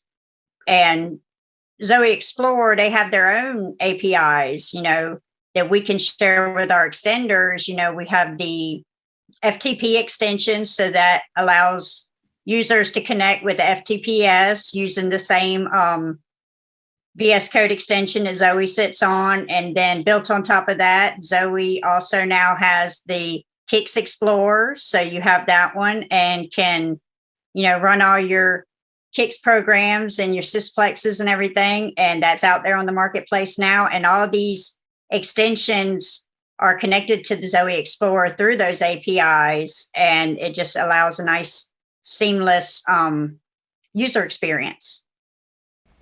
Fair, absolutely. So, kind of cat's out of the bag. We're talking about Zoe V2. Anybody want to talk about dates, when people get their hands on it? What are some of the other highlights? Mike, I'm going to turn to you. You're the steering committee guy, right? Yeah, I'm excited. I always like talking about Zoe V2. So a couple key dates. Right now, we're working through updating the conformance programs I mentioned earlier. So there will be a new conformance program rolled out for V2. We're looking for folks to apply early for conformance, looking at the beginning of April. And then V2, we're looking to make GA as a long-term support version towards the end of April, about April 25th is the target date today. You asked about a couple of new features. This is more what I like to talk about. So we talked about team configuration. A lot of times when you're using client technologies and connecting with servers, whether they're mainframe or cloud-based platforms, there's difficulty in configuring those clients. You have to know host addresses. You have to know what port services are running on. A lot of that's very simplified with Zoe for two reasons. One, we leverage this Zoe API mediation layer, which allows us to just specify where that's running and then automatically be able to connect to the services underneath. Another is this new approach to client configuration that Billy mentioned. So in V1, we have this concept of profiles, which is, say you're using a particular plugin, maybe that's the Kix plugin. You define the connection information to that particular server and you move on. But we've scaled in Zoe in that we have a large number of conformant plugins. I think as far as like conformant apps, plugins, extensions across the ecosystem, we're approaching 75. So we needed a better way to manage that. And we needed a better way to allow users within organizations to simply get started. So now this is all maintained in a single file that an administrator can maintain at a site. And then they just roll this file out to each one of their developers, each one of their system programmers, and they can just get started using the Zoe Explorer and the CLI. It's a shared config file. And for me personally, I use a large number of CLI plugins, talking like 12, 13, 14 plugins. If I had to define the connection information for each one, that's somewhat of a non-starter. And when I'm sharing this with others in my organization, or also as part of the Open Mainframe Project COBOL programming course, now I can just drop them a file and they can get started. That's one of the major challenges that's addressed in V2. Sounds like a lot of maturation more happening within it. I mean, it's not novel stuff, but it's as you started to go through. Yeah. Yeah, John, it is. Yeah, Alan, Mike's absolutely right. We were trying to net it out, John, into one word. And we basically, so, the crossing the chasm, the adopters curve of any technology. I think we saw a survey recently across all mainframe customers, a representative that said 19% last year ticked a box that said they've adopted Zoe. That's up in 2021. It was 10% in 2020. So it's a nice doubling. That 50% also ticked a box, or maybe it was the other 30. But by the end of 2020, this year, we're looking at 50% of customers saying we're going to have adopted it. So, John, you're absolutely right. We just wanted to make it enterprise ready, right? So when Zoe version 1 was first introduced, after it was introduced in a non-breaking way, we introduced support for certificates and key rings, high availability, so your endpoints don't go down as much, what's called Sysplex awareness, running bits of Zoe in a container, either through Docker or Kubernetes orchestrated, but they were kind of bolted on in a very clever way, but they weren't really built in. Now with Zoe version 2, because we have the ability to change our APIs, they're much more built in from the ground up. So it's much more enterprise ready. John, you're absolutely right. Everything that Mike talked about and everything, we're really kind of ready for the enterprise, ready for that next 30% of customers to come along to Zoe. And that's awesome to hear. And just the doubling of customers, or the doubling that percentage year over year, is fairly impressive. And I think, folks in the audience, you may not, be able to appreciate this as much of just I don't want to say just sort of, everyone knows enterprise software and enterprise deployments are complicated. You turn that up to an 11 with the mainframe because of the importance and criticality of these machines. The scrutiny of software getting on there is extremely high. And just starting to see that growth is pretty impressive. One thing I've always been curious, so, you have that 19% of people that are using in some way. What are some stories? Like what is the use cases that you're starting to see that enterprises are using it for? I see a lot in the DevOps realm, whether that be providing integration tests as part of a CI/CD pipeline on a particular application. A very popular one is leveraging off-platform static analysis tools like SonarQube to scan changed application code. So if you're going to change a piece of COBOL, you might want to run that through a scanner for a quality check.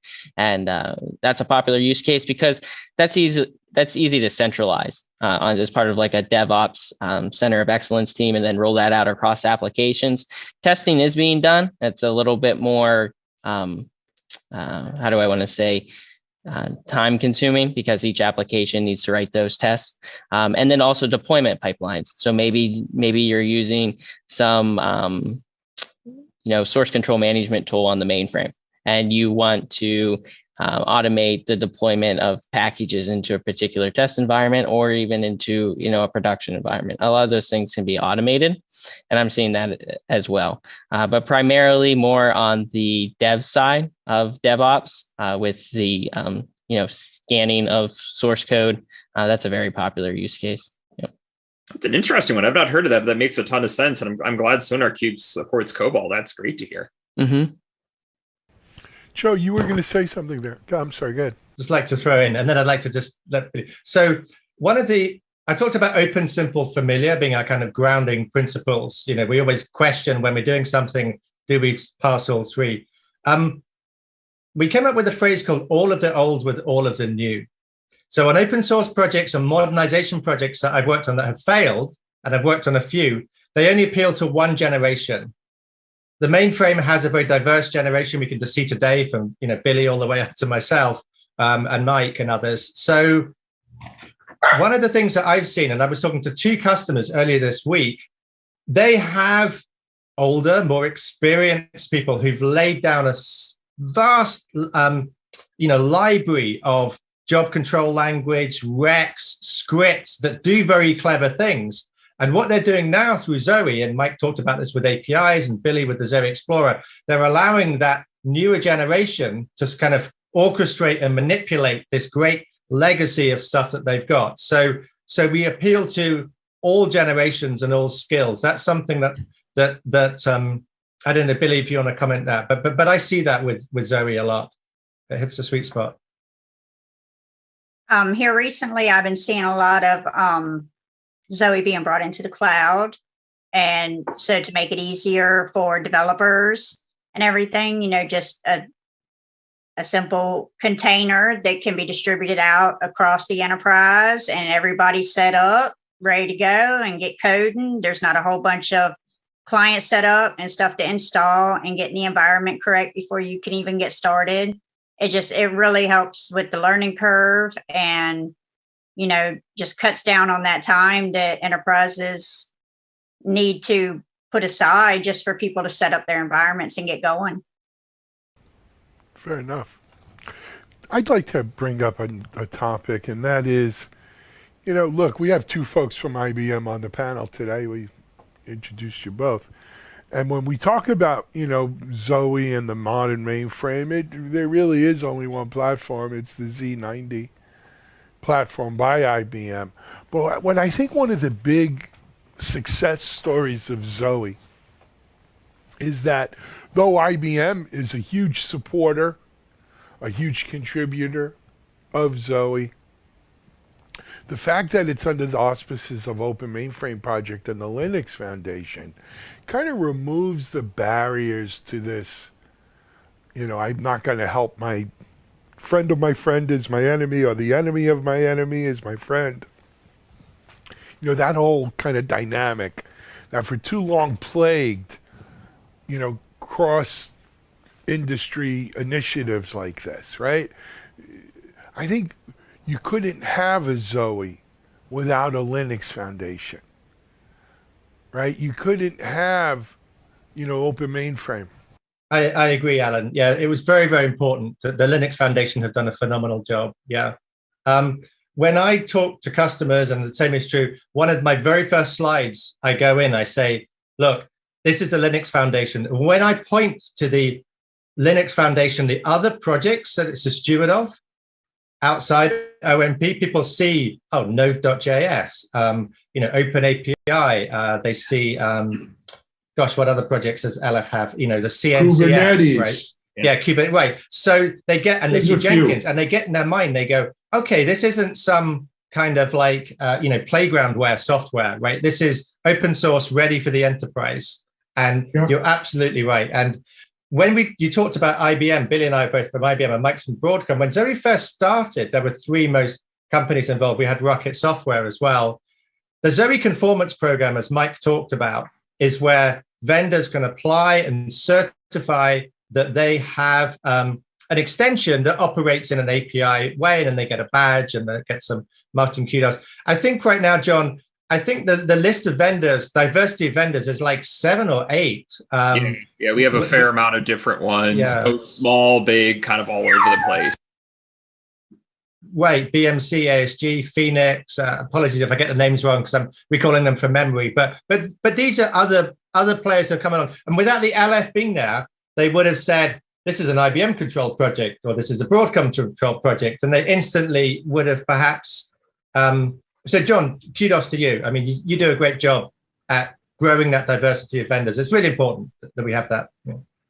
Well, it's all thanks to a community above it and the ecosystem. And, the projects you mentioned, like Kubernetes and Node.js, I mean, those are large scale projects, but what we see is that they build ecosystems. Like that's sort of the business that we're in is building ecosystems, bringing these diverse vendors together, competitors, which, in one respect, some people think of, geez, you bring competitors together, it's all stalemates. But the reality is that's when you drive the innovation. Like that's when we see projects are the most innovative, when it's competitors at the table.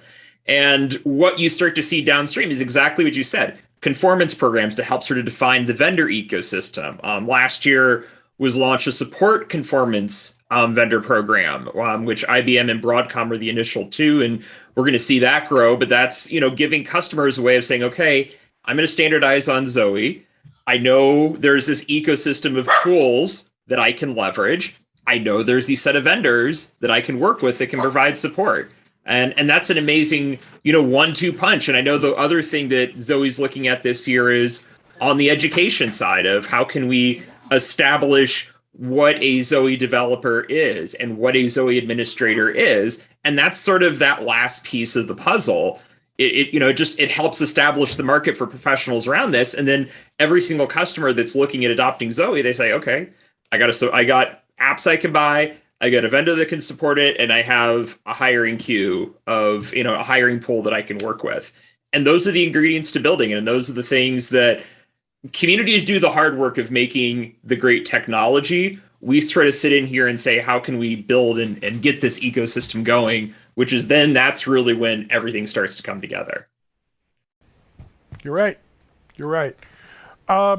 So guys, we have about 5 minutes left, and we spoke about V2 and we spoke about timelines. We spoke about some of the key new functionality that V2 has in there, right? But I know how these things work. What beyond V2? What else? Joe, you are you're the voice of experience here. You've been down this road. I wouldn't fool age with experience, Alan, but I'll take that as a compliment. No, I didn't say you were the oldest. And if I just said you were the voice of experience. I'm older, but what do you see beyond V2? Let's frame it that way. Zoe beyond V2. Okay, so what I see, I'll frame this from a negative. So what I see, the Zoe of today is very different to the Zoe of 2 years ago. Right. In fact, even when the very first Zoe came out, the Zoe Explorer didn't even exist. Yeah.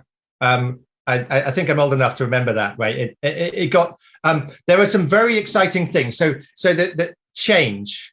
I believe in change. Period. Across whatever it is. So I don't want to make any predictions, but if we create the right ingredients, in the kitchen. We throw a bit of chili flakes, we throw in some honey, who knows, maybe it tastes well together, maybe it doesn't, we throw it out, we do something else. So by getting fresh people, diverse people on the project, we're agile, we do what's called, we plan, we have scrums that, then the future is hard to predict, but the future will be relevant, it will be what customers want, we already know it's what they want, we can see that on our adoption curve. There are some exciting things I could tease out, we have a initiative where we're trying to integrate Zoe in some chat collaboration tools that people use. That's very exciting to me. But who knows? There's a wonderful line at the end of Back to the Future where Doc comes back in a train. I don't know if you guys have seen it. And he says, that they show the photo and he says to Marty McFly, he says, the future's whatever you want to make it. So if we keep rolling out that recipe that we know we just bake, rinse, repeat, the future is good. That's all. So that's my closing statement on the future. I love it. Hey, Michael, I'm going to ask you, what do you see when you look beyond V2 for Zoe? Oh, I did like what Joe had to say, although I thought when you were doing that quote, I thought you were going to say, it might be a different one in the series, but I remember Doc saying where Marty asked, what about roads? And he says, where we're going, we don't need no roads. Yeah. He flips his glasses down.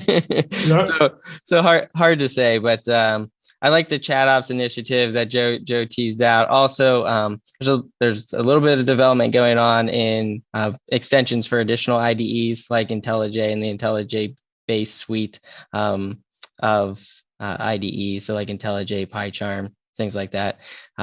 And IBA Group has been a big contributor to that initiative. So look for them to continue to grow in the Zoe space and move some of these projects forward.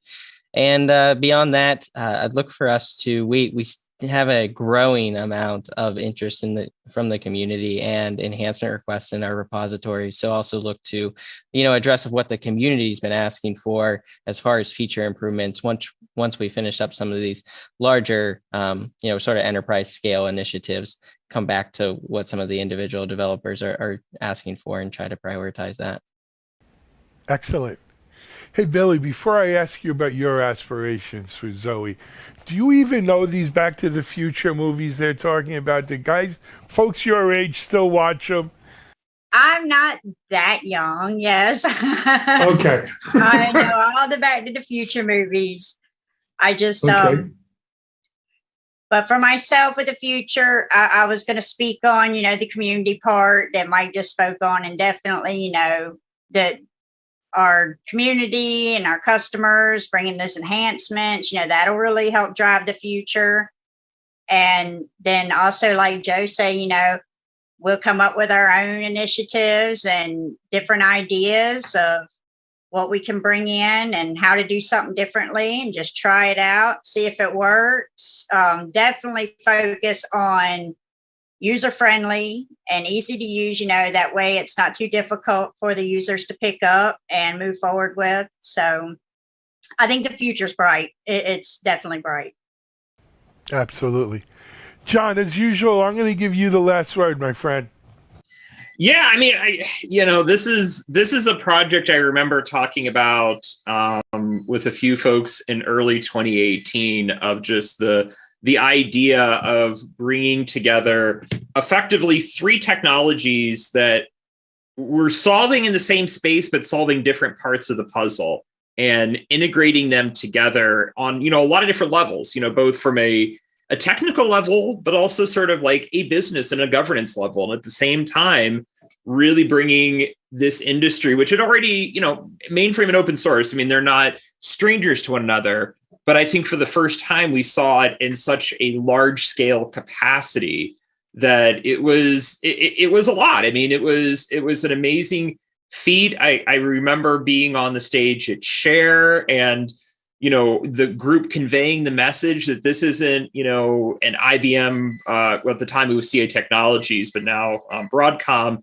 and Rocket owned product that they're pitching. This is an open source project and it's for all of you, and all of you get to be a part of it. And, and that's everything from, just the direction, but just the governance and how it works. You add a line of code, it's just like the Linux kernel. You add a line of code to Zoe, and you're a part copyright owner of it. Like your stuff sticks with it. So it was such sort of a novel concept. And I would say, on one front, Zoe has been groundbreaking this industry based upon what it's been trying to do. And it's hitting all of that. And the fact that we're seeing the enterprise adoption and then that feeding back into the cycle of the project is amazing.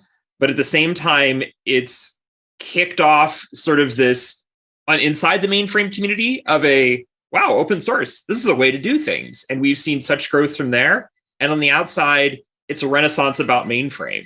I mean, go back before 2018 and how many times did you see mainframe written about in any light, positive, negative, whatnot? Like how many times were you seeing developers like this coming forward? And I think it's just been so transformative on just so many different levels that it's one of those technologies that, just like the first sort of modern, System 360 rolling off the line in, 64, 68, something like that. Somebody could probably correct me on that in the chat.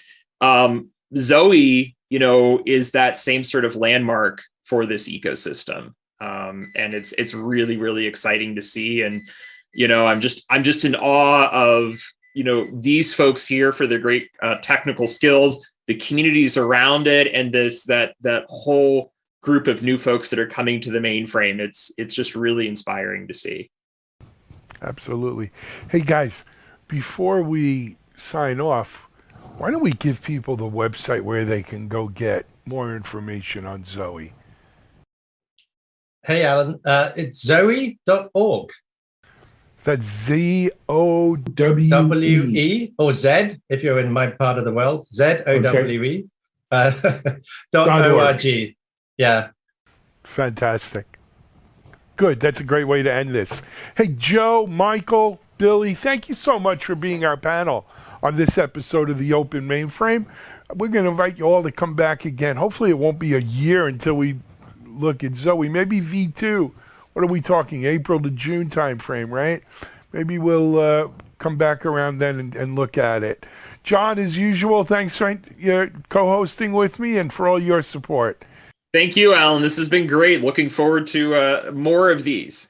Absolutely. Many thanks to the Linux Foundation and the whole Open Mainframe project for partnering and sponsoring with us. And most of all, thanks to you for watching this. We hope you find it interesting. We'll be back next month with another great Open Mainframe video. Until then, go check out Zoe. Good luck to you all, and we'll see you soon. Thanks. Bye-bye. Bye. Thanks. Bye, everyone. Cheers.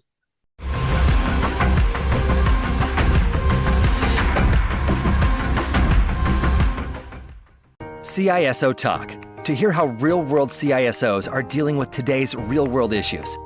From enabling secure remote workers to accelerating secure cloud adoption, defending against a pandemic of security attacks and beyond. CISO Talk covers the cyber topics you want to learn about. With your hosts, Unisys CISO Matt Newfield and MediaOps CEO Alan Schimmel, featuring a revolving panel of CISO cyber experts. This is where CISOs talk. Join us on digitalanarchist.com and techstrong.tv. All right, we're back. Next up, we have our Something Old segment. This one is from the recent Predict 2022 conference. It features Emmett Keefe and Thomas Crane from Insight Partners. They have their keynote presentation, which is titled 2022, The New Wave of Technologies. So taking a look at what they're seeing in the space, in the investment space, what can we see in relation to new technologies, specifically related to DevOps, CI/CD, cloud, and cyber. They've got a lot of insight into what's happening in the market, and they share it with us. So let's go ahead and roll it now.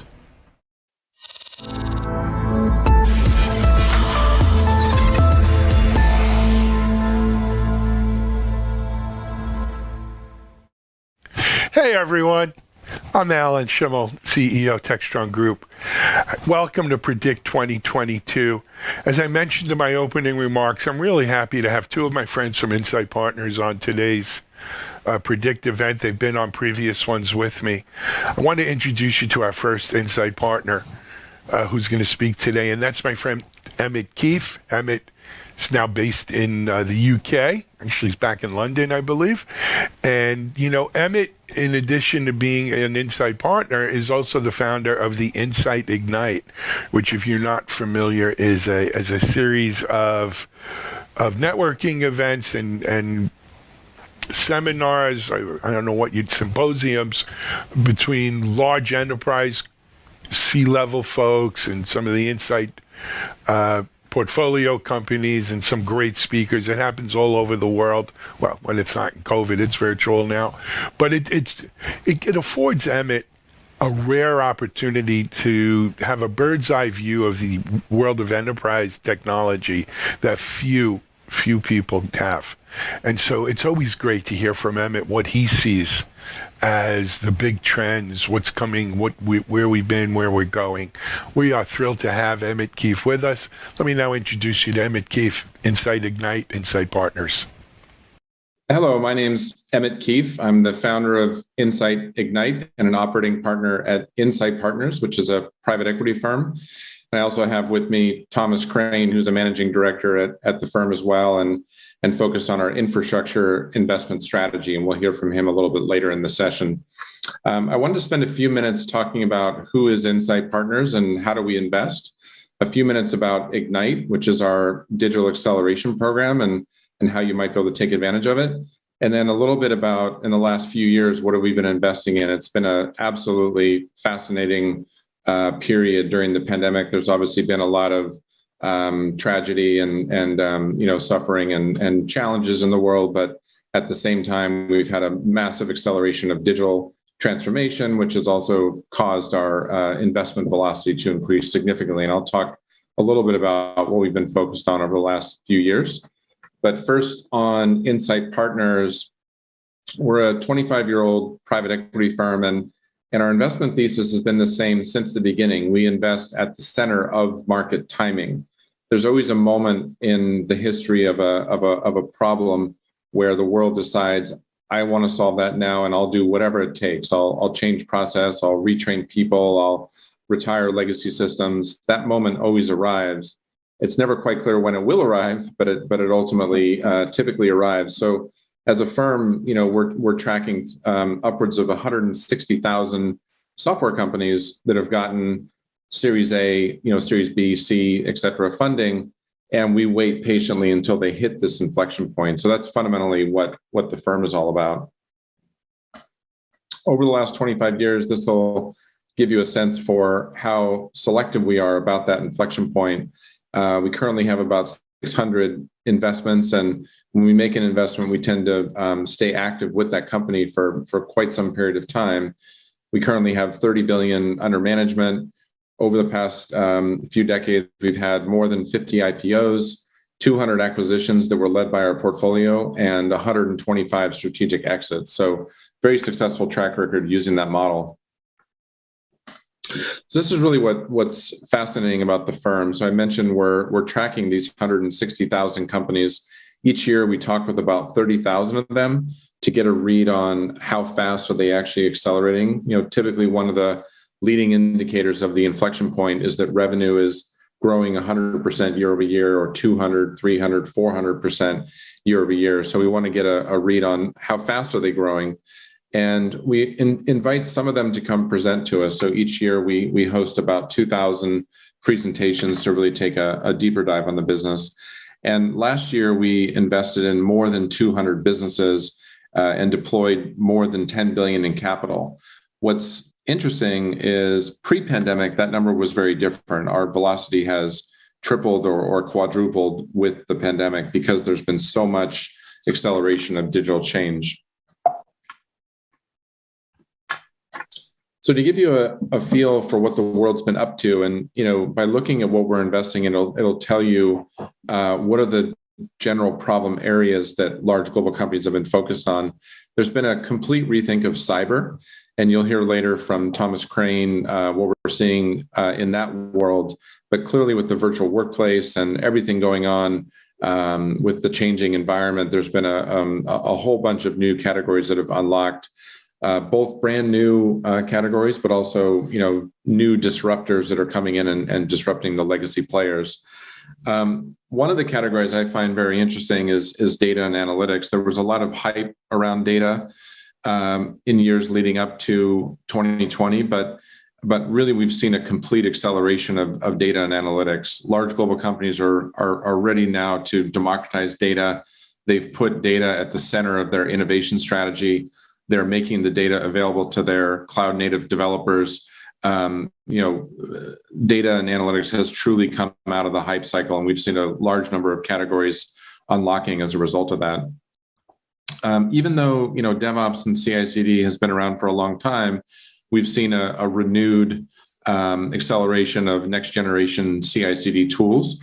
And you'll hear from Thomas later, what are we seeing exactly there? But there's been a new set of investments happening. And then on the right-hand side of the screen, the cloud also came out of the hype cycle, even though, the cloud's been around since 1998, really. And, there's been lots and lots of talk about it, et cetera. Last summer in 2021 is really when we saw large corporations making truly bold moves when it comes to the public cloud. And that's caused a whole bunch of categories in the sort of infrastructure automation, cloud security, data protection. Whole bunch of categories have been accelerating as the world is getting more serious about the cloud. And then because of the pivoting towards digital, we've seen digital customer experience emerge as a major category. Lots of different technologies in there. One interesting one as an example is quantum metric, which helps you use data and use the cloud to basically shine a spotlight on friction points in your customer journey, and then point your development organization at smoothing out those friction points and measuring the impact on the improved customer experience, and many other examples in that category. With the move towards the virtual workplace and everything happening with the future of work, there's been lots happening around digital employee experience and HR automation. So big categories there. And then automation, there's been kind of a second wave. RPA was 2 or 3 years back, but now we're seeing more vertical automation platforms, and also platforms that are more deeply integrated into the application stack and the infrastructure. And then also lots happening around compliance tech as well. And then finally, the verticals that have really been accelerating: fintech, lots going on in that world. Health tech really emerged over the last few years. We had a few investments, leading up to this period, but in the last few years, this has really emerged as a major category. And then also interestingly, property tech as well. So we're still watching very carefully retail, CPG, et cetera, and other industry verticals. So these are the categories where we've deployed very large amounts of capital and have incredible knowledge. And based on the amount of thought leadership we have within the firm, we launched this program, Insight Ignite, back in 2014 to make that all of that knowledge that we have available. And if we can understand all the problems that an organization is looking to solve, we can curate solutions of those problems either from our portfolio or just more broadly from that sourcing platform. We're also building a community of leaders. We now have 4,000 C-level leaders that we're collaborating with, who've either attended roundtables or met portfolio companies or sit on boards or have collaborated with us in some other way. We help them with technology matchmaking, with personal and professional development, We help connect them to other peers to look for insights as they value peer insights so dearly. So this is really an exciting community that we're building within the firm. And then I'll say just a closing comment here before passing over to Alan and Thomas. There's also been a lot of talk in the last 5 years about digital transformation and large companies really needing to cross this digital chasm or this digital Rubicon. And there's been talk about, large companies are going to be either extinct or transform. And from my point of view, a lot of that has also been hype. Pre-pandemic, I called it digital theater.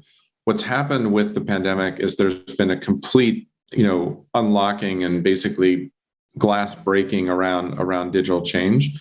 And I think the next big topic that these large global companies are going to be focused on as they move, to transform is how do I truly transform business agility and how do I truly transform my delivery agility.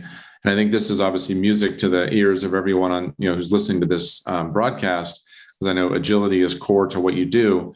But I just think, the time for agility is going to actually come forward, and it's going to be now. So it's going to be a very exciting several years as we move into the future.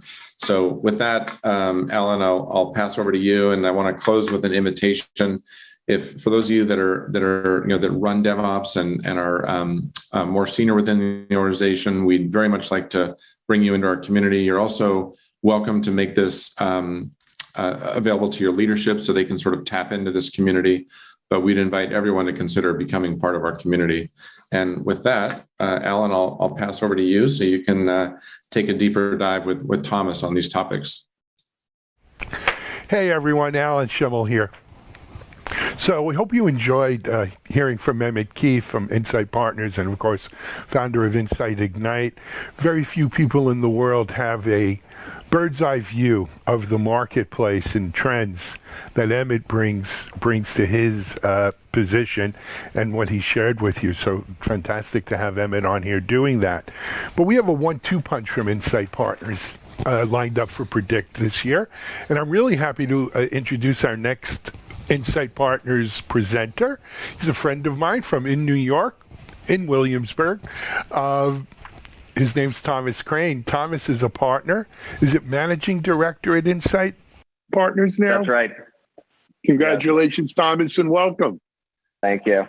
Yeah, very excited to be here as always, Alan. So thank you. So yeah, officially looking at Insight's newest managing director here.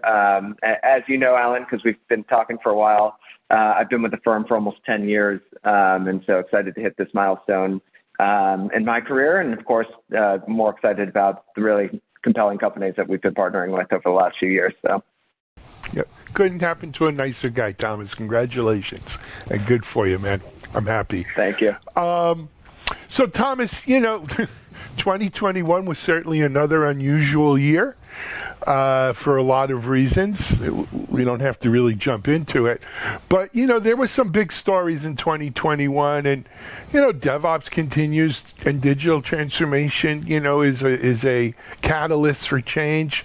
Cybersecurity has just been, 2021 was a banner year, unfortunately, for cybersecurity, right? But, it creates opportunities. But that's my take. I'd love to hear, what do you think are the big trends from 2021? How do they transfer? What will we see play out in 2022? Great. And so, I'm just to frame this discussion, I'd like to look back in the last couple of years, even since COVID happened. And what's really transpired is, first of all, you have the value of cryptocurrency has exploded, and that's created essentially like free financing for a lot of these cyber adversaries.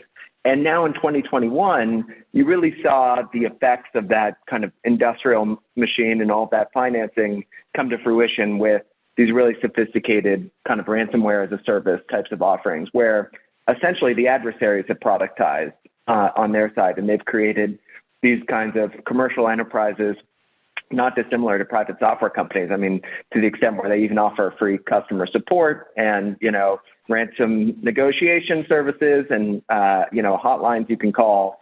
And as a result, of course, we've seen just a number of ransomware incidents have exploded. And, correspondingly, the cost of insuring against cyber risk has also exploded. And so we're seeing just a massive increase in the pricing of these policies, for example. But, of course, that also means there's a tit for tat sort of evolution happening on the private enterprise side. And so if you look at the commercial solutions that are being adopted, you can really see a change that's happening. I mean, in particular, of course, you've got traditional anti-malware and that market that's being disrupted by kind of the next-gen AI-enabled anti-malware offerings and endpoint detection response offerings. But, I think also you're seeing like a permanent shift that's happening to this notion of the secure access service edge. And so, I think what happened during COVID is the shift to remote work pulled forward a lot of the sort of trend toward remote work and the idea of no longer do you have a centralized kind of hub and spoke network architecture. What's interesting is, there's been a lot of winners from COVID that have sort of crested and now seeing actually growth rates really decelerate. Zoom could be an example of that. So some of these kind of remote oriented companies. But if you look at companies like Zscaler, for example, they really have actually continued to take off. And, they're even approaching $1 billion of revenue growing, accelerated growth. And so you actually see these trends not sort of going away. You actually see, in some of these cases, especially this shift to, the risk is isolated at the endpoint and now at the network level, and that virtual network, that's really starting to be kind of the new normal. Sure. Thomas, Jay Chowdhury's a friend of mine from Zscaler. And look, I've been on panels with Jay 10 years ago where he was talking about this very same thing.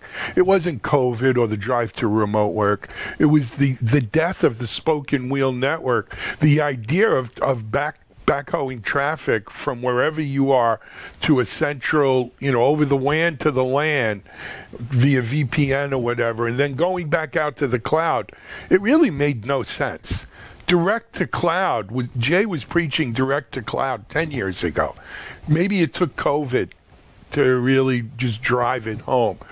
But long live direct to cloud. I'm no fan of the hub and spoke. I haven't been for a long time. So, you needed some fundamental innovation at the sort of software-defined WAN and software-defined networking layer to enable this. And Zscaler, they've, to their credit, done a phenomenal job kind of creating that technical foundation. But you now see kind of other competitors emerging. I happen to be directly involved with one called Perimeter 81 that, they're trying to appeal to cloud native companies that aren't actually moving away from a hub and spoke architecture, but actually have sort of a clean slate, more of a greenfield type of opportunity to work from. And, you're seeing sort of adoption from different types of companies toward this new kind of paradigm of, sort of a totally decentralized, remote enabled kind of workforce. And so those companies also are just seeing a tremendous amount of growth. We're calling it here. We've written and reported on this kind of work from anywhere. You've got to be able to just connect from anywhere, work from anywhere, and if you're an app provider or an organization, you got to support from anywhere, right? And that's kind of where it is.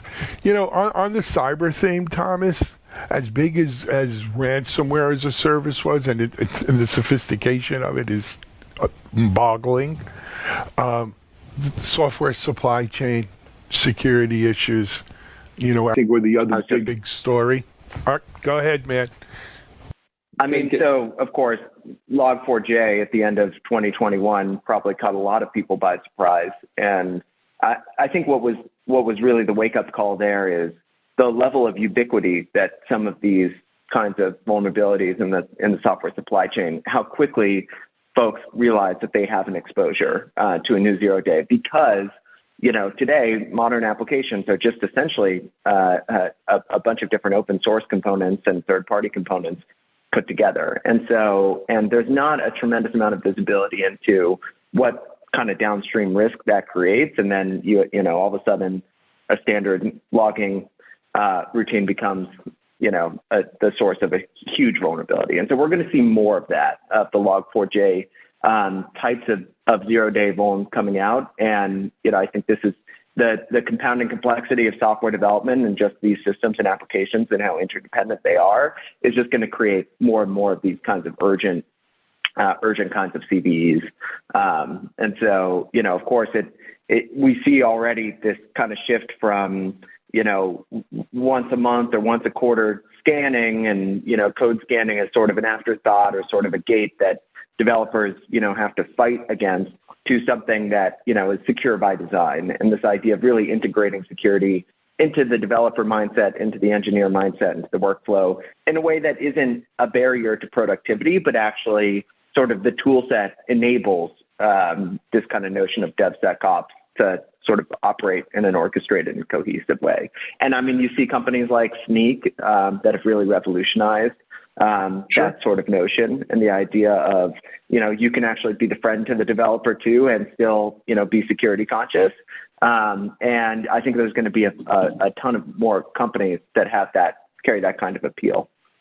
Well, that's the key to DevSecOps is you've got to be a friend to developers who are security conscious, right? And they are.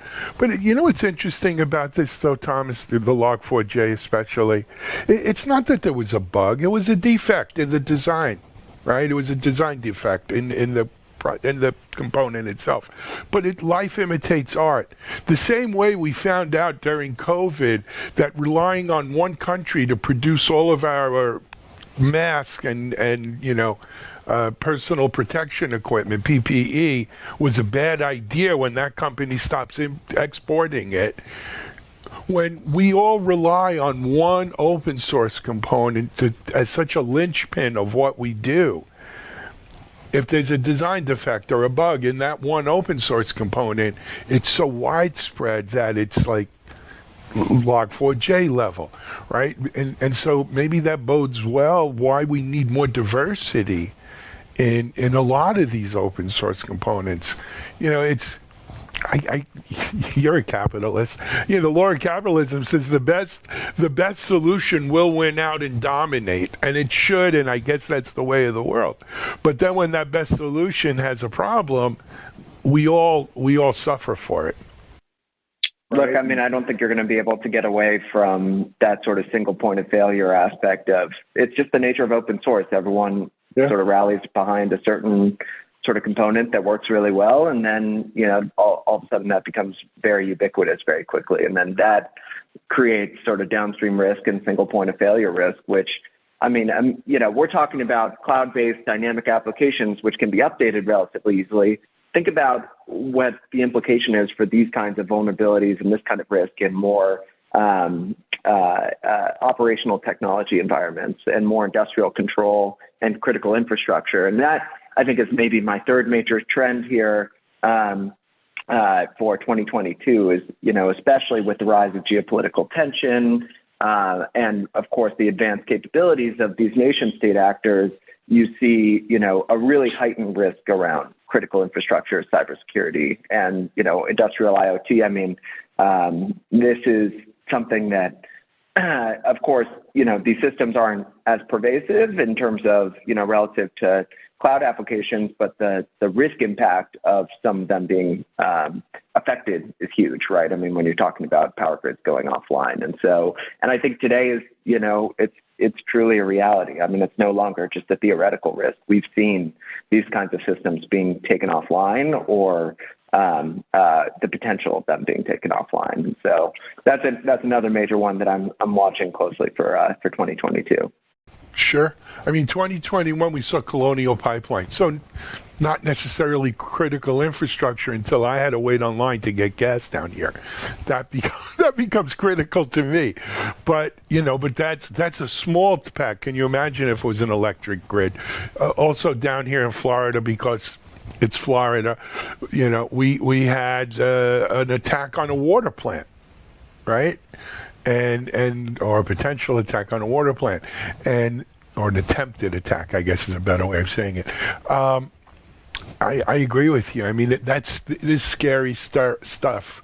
You know, for years I was involved in security with NERC and FERC. I don't know if you're familiar with NERC. You know, they protect. Yep. And you know, we've known the potential of an attack on our electric grid, let's say, for years and years. But it was always theoretical, I think, as you mentioned. I think we're entering the realm now of, you know, not if, but when. And look, I mean, I'm just seeing it on the commercial vendors too. A lot of them have been kind of incubating for a few years, and now we're really seeing them start to take off in a big way because sort of the private sector has woken up to the reality of this potential. And so, you know, companies like Armis, for example, have definitely grown super quickly around this macro. There's other companies too that are looking at, you know, how do we apply the same kinds of security standards that we use in human to computer applications now in machine to machine applications. And so how do you create secure machine identity just like you do, you know, secure human identity? And so companies like KeyFactor, for example, making sure that you've got sort of private security and private certificate management around everything from, you know, medical devices to connected cars toward, you know, even just more cloud server types of connections. And so you're seeing now this notion of just any kind of application, human security application designed around humans, now proliferating toward machine to machine. Got it. You know what I find interesting, Thomas, is, and I want to emphasize this to our audience, when I talk to a lot of my friends in security, I don't want it to come across as FUD and doom and gloom. The fact of the matter is companies like an Armis or a KeyFactor or many of the companies that we're seeing emerge, our level of providing cybersecurity protection is probably much higher now than it was like when I was in it, right? When I was out here, you know, doing cyber. The problem is the level and sophistication, as you mentioned, of the attackers, of the bad guys, is equally as formidable as our defenses are. So what are we to do? Let's talk about Insight's role in this, right? I mean, you're funding a lot of companies, but you know, you have profit as a motive, obviously, but you know, how do you see your role in that? Yeah, look, I mean, certainly we've been super focused on the cyber sector since the beginning of our founding, and working closely too with companies both in the US and overseas, and particularly out of Israel, which has been such a hub of innovation within cyber. And, you know, to some extent, if we can do well by doing good in the world in terms of, you know, protecting the free world against both for-profit adversaries and you know, nation state adversaries, you know, that feels like I've kind of done something good beyond just a for-profit motive. And so it's certainly a motivator to get up in the morning. You know, at the same time, I also see just a huge amount of young, energetic, super smart entrepreneurs coming out of the public sector and applying what they've learned in some of these situations where you're actually dealing in kind of sort of high security types of environments, and now applying those learnings in the private sector. And I think that, to me, is also just a really exciting. I mean, we're seeing just a huge revolutionization of the kind of military industrial complex within the U.S. to just be able to have innovation at the heart of what we do and just drive that to really put us in a favorable position relative to the rest of the world. And I think that that is also just an exciting element of working in this kind of world. Absolutely, man. Thomas, let's recap if we can. So 3 big trends carrying over from 2021 into 2022 is sort of the, epitomized by ransomware as a service, but let's call it the sophistication of the bad guys' industrial complex. Right. They're mirroring the private sector in many ways in features and functionality. Right? That would be number one. Number two, supply chain. Network decentralization. Oh, excuse me, right. Network decentralization, right? The death of the hub and spoke sort of system, a moat and castle, which is where I came from, right? And moving to direct to cloud, right? And all that entails. Then number 3, software supply chain, open source components, and the double-edged sword of that, if you will, of widespread, as manifested by Log4j, for example. Right, as the latest example coming. Yeah, as the latest example, right? I remember Heartbleed on the Intel processors, and of course the Struts 2 vulnerability about 3-4 years ago, right? That brought down. Yeah. So that, and then and just the whole. I mean, it really is an ultimate battle of good versus evil. It sounds like a Marvel or a DC movie, right? The good guys versus the bad guys, and hope someone doesn't snap their fingers. It's going to be quite a year. Quite a year. Absolutely. So we're watching it closely. Certainly now over 30 investments just in the cyber sector, and not slowing down anytime soon. We just brought on Steve Ward as our newest managing director focused on cyber. He was recently CISO at Home Depot and worked as a security leader in a number of other roles. So bringing in also the operating sort of expertise of being on the front lines of responding to these incidents to just our investment team perspective, and hopefully making us sharper as we go forward into the new year. Love it, man. Thomas Crane, thank you for being with us. This has got to be your second or third Predict. I feel like you've been on with this for as long as we've been doing it, man. I appreciate your time. Yep. Thank you, Alan. Always a pleasure to be here, and hopefully I'll be batting 1,000 on my predictions for 22. Well, I didn't bring up last year's predictions, so it's okay. We're not going to hold your feet to the fire, but we may. Thomas Crane, Insight Partners here on Predict 2022. Thank you, Thomas, and thank our friend Emmett Keefe from Insight Partners, Insight Ignite. And we have a great day full of predictions for you here on Predict 2022. Stick around.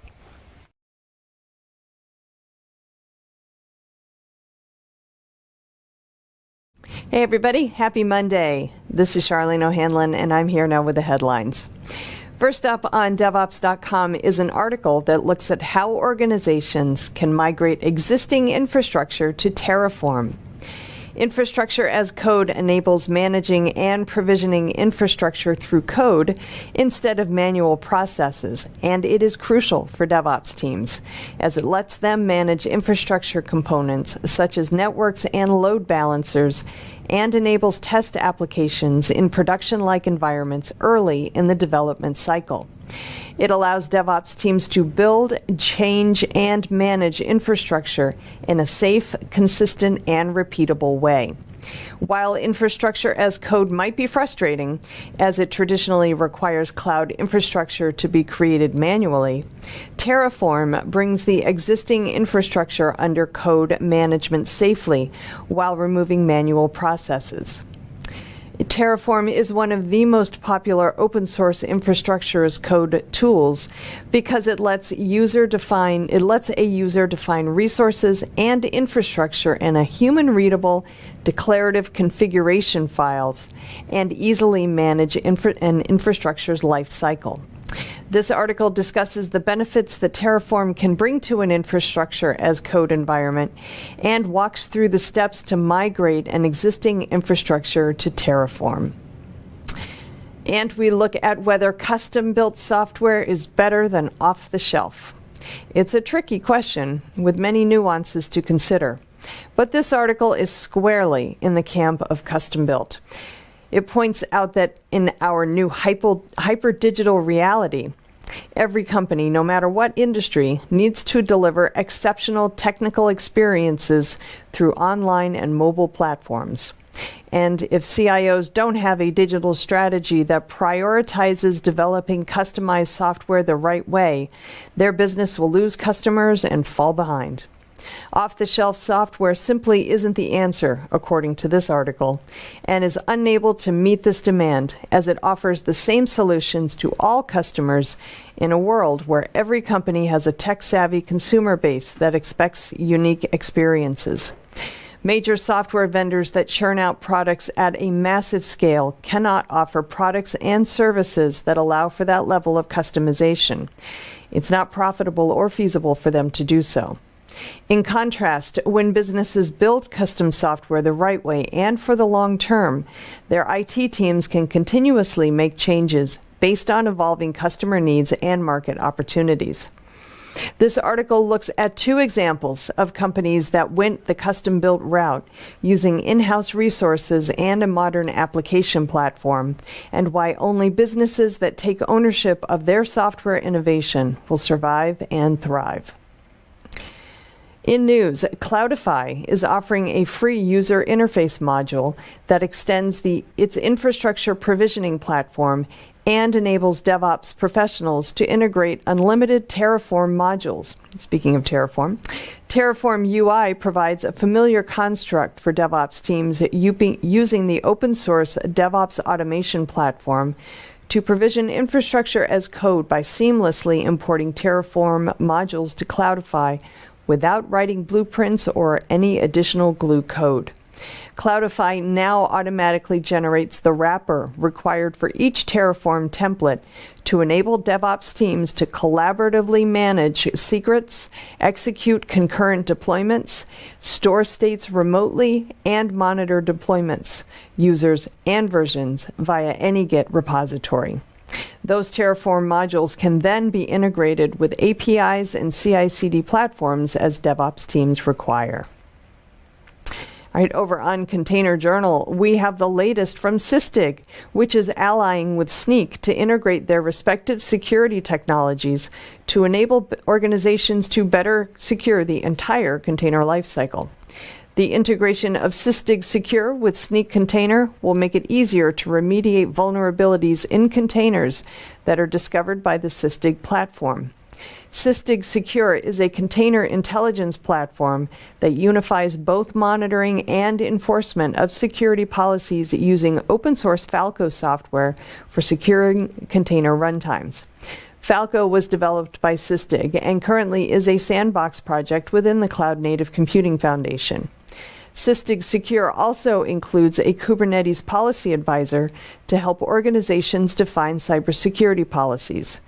Falco Tuning, which optimizes an open source container security runtime, and Activity Audit, an incident response and auditing tool.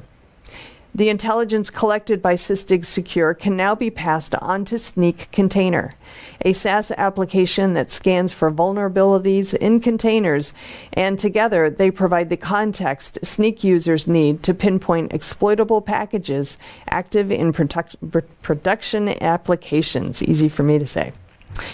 All right, and the Cloud Native Computing Foundation, in collaboration with Datadog, New Relic, and Slashdata, has published a report based on a global survey of more than 3,800 IT professionals that finds a wider range of emerging technologies are now being deployed on top of Kubernetes. 96% of respondents are now either using or evaluating Kubernetes. Of those, 79% use some form of certified Kubernetes instance that is provided as a managed service, with Amazon Elastic Container Kubernetes Container Service for Kubernetes, Azure Kubernetes Service, and Azure Engine, respectively, the most consumed. At the same time, use of the Containerd runtime as an alternative to Docker grew 500% year over year. Although the base of adoption for other cloud-native technologies is much smaller than Kubernetes, the adoption of Envoy proxy software increased 39% year over year, while FluentD data collector and Prometheus monitoring software usage grew 53% and 43% respectively. On Security Boulevard, we look at the dangers of poor offboarding practices. During the Great Resignation, with employees quitting with employees quitting in droves, not properly offboarding former employees is particularly dangerous, leaving companies vulnerable to any number of security issues. And research from Beyond Identity found that former employees are taking advantage of their continued access to corporate resources. In fact, a whopping 83% of former employees surveyed said they continued to access the accounts of their previous place of employment even after leaving the company. Nearly 1/4 hung on to a password well after they departed. And organizations are feeling the consequences of poor offboarding habits. 3/4 of those surveyed said they were negatively impacted by an employee breaching their digital security. And alarmingly, 56% of employees used their continued digital access to harm their former employer, according to the study. While 70% of employees surveyed said they underwent formal exit processes, the survey results made it clear the current processes need to change. Offboarding was most likely to be handled by a supervisor or HR, though in some cases it actually fell to a coworker. For half of respondents, the process included returning company devices, and only about 1/3 were taken through the process for forwarding email, completing an exit interview, and/or deleting or resetting certain accounts. This article looks at some of the security issues surrounding improper offboarding and offers some steps organizations can take to counter insider threats. And finally, we look at how to create a digital workplace governance program. IT and security stakeholders understand that information governance, including lifecycle management and records management, is a key step for both mitigating risk and improving end-user experiences. People shouldn't have to sort through decades of context and content when searching for information. But deciding what to retain is overwhelming because of the sheer amount of data involved. So how should organizations proceed? This article suggests that democratizing lifecycle management is the way to go. In other words, move the lifecycle management decisions closer to the business and away from InfoSec and IT. Empower business users and business leaders, the people who are closest to the content and collaboration and have lifecycle management training, tools, and support, and engage them often. The end goal is that any of the remaining files has a clear history of accountability as far as who retained that content and, more importantly, the business rationale explaining why it was retained.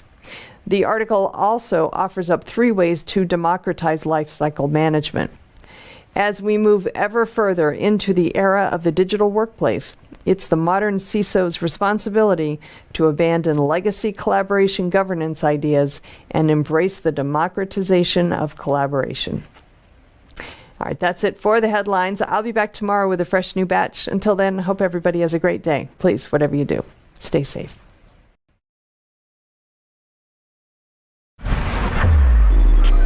This is Digital Anarchist.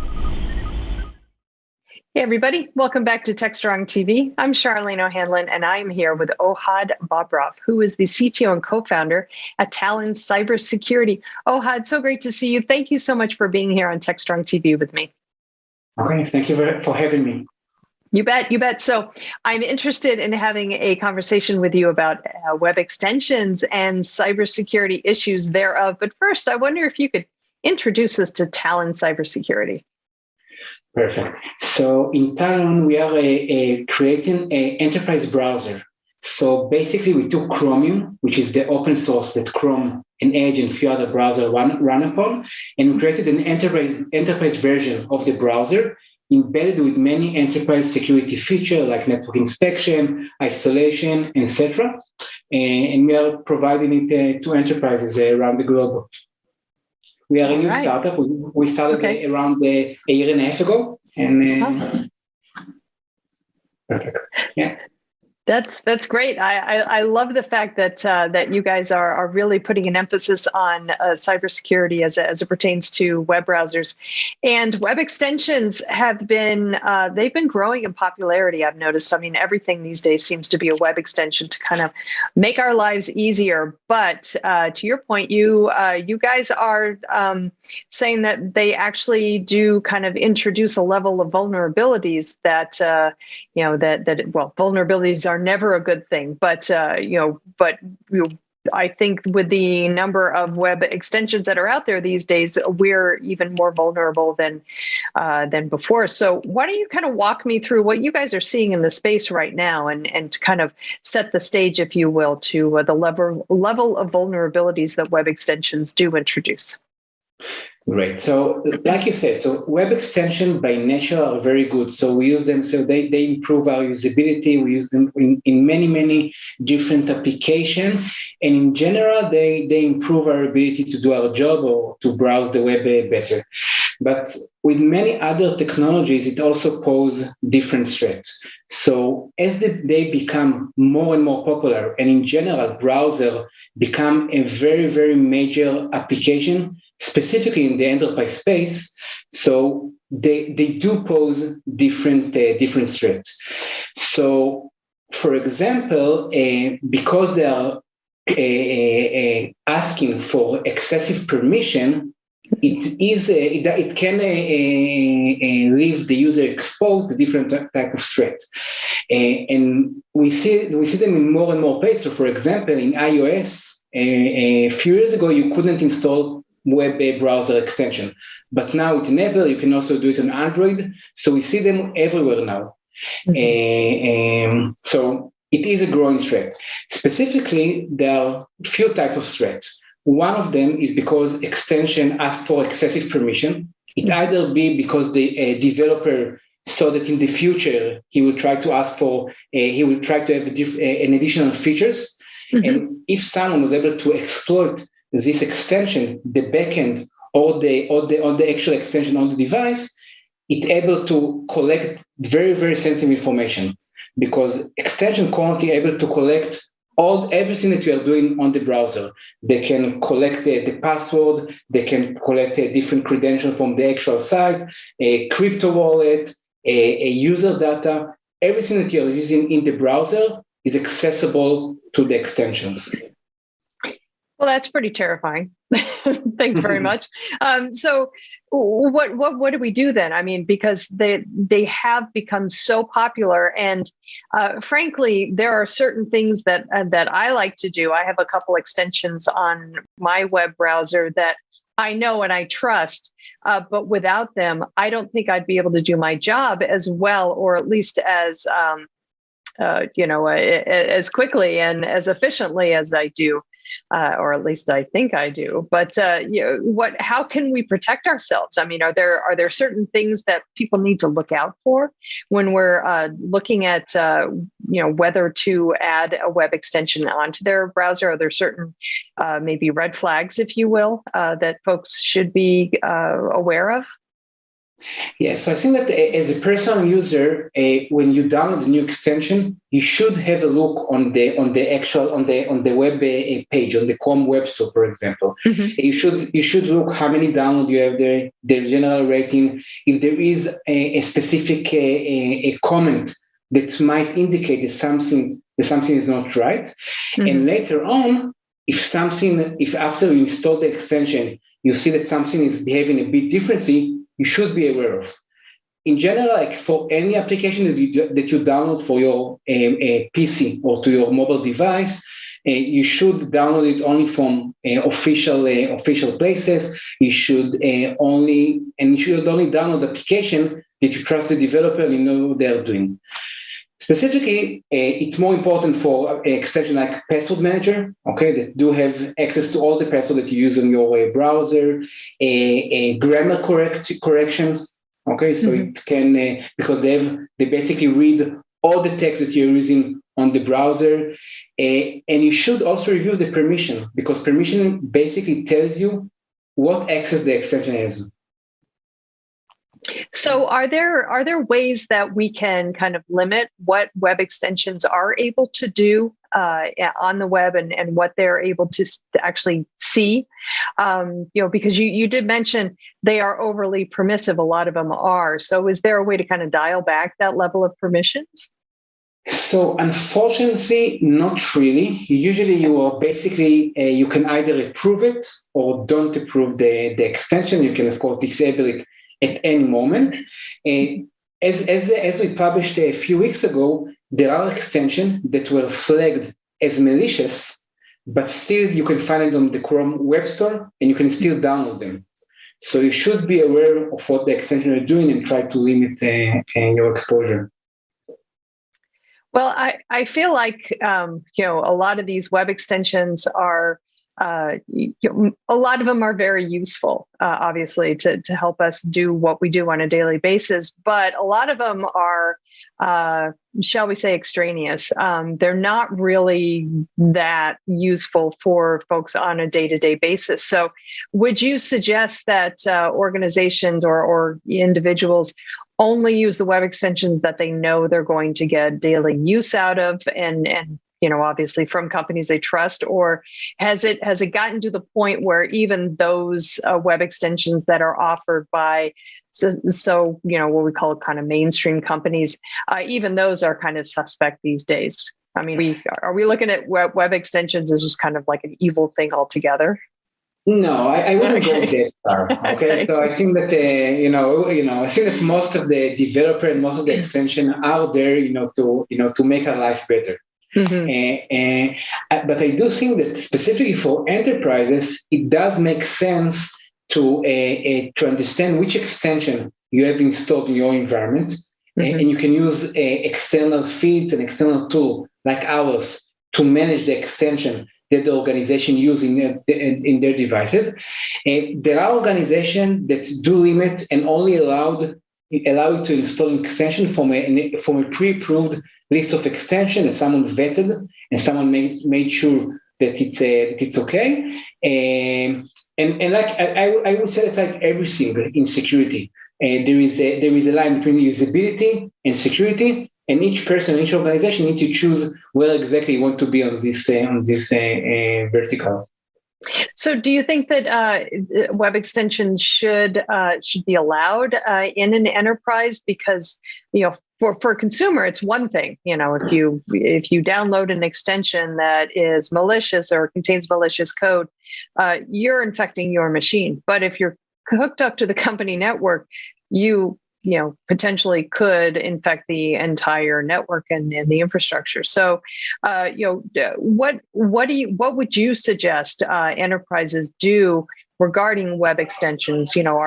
Do you think they should be allowed, or do you think that there's there should be allowed but with tight controls, or what's your advice? So I think that it should be allowed. I think that I don't think that you can imagine the current work environment without any extension. I think that the organization should have control. I think that one of the threats that you can be exposed with the extension is that because extension only exists in the browser, many of the traditional endpoint security tools like antivirus, etc., are not even able to identify which extension are installed in the browser. And in many cases, attackers choose to use a malicious extension because all the interesting information is in the browser, so credential, data, and everything. But because they are not on the actual device, so in many cases, it's much harder to identify it. And to your question, so I do think that organizations should allow extension, but with a certain amount of control. They should have some way to inventory which extensions are installed and to set a policy.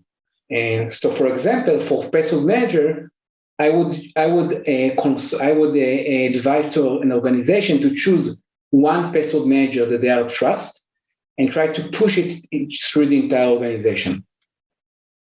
All right. Well, I think especially these days with so many folks who are working in either a fully remote or a hybrid remote environment, it's going to be more critical than ever that organizations understand exactly what their employees are doing with their computers and what they're what they're downloading. So I think having that level of control is a very good thing for organizations to consider. Are there any other kind of tips or tricks, if you will, or best practices that organizations should consider when it comes to web extensions? So I think that first of all, it's important to say that Google and the rest of the browser vendor are aware of the problem, and they did try to implement a few security compliance in order to make sure to reduce the attack surface. So, for example, now it's harder to install an extension not from the official web store. Okay, and they do try to introduce a very few limitation to what extension can do, and I think it's a step in the right direction. It's still not enough, and we still and you can still create it pretty easily malicious extension, but it's a very good. It's a step in the right direction. Another thing that you should be aware of is that in many cases, what attackers are doing, they are actually buying a popular extension, and there are a couple of examples of that.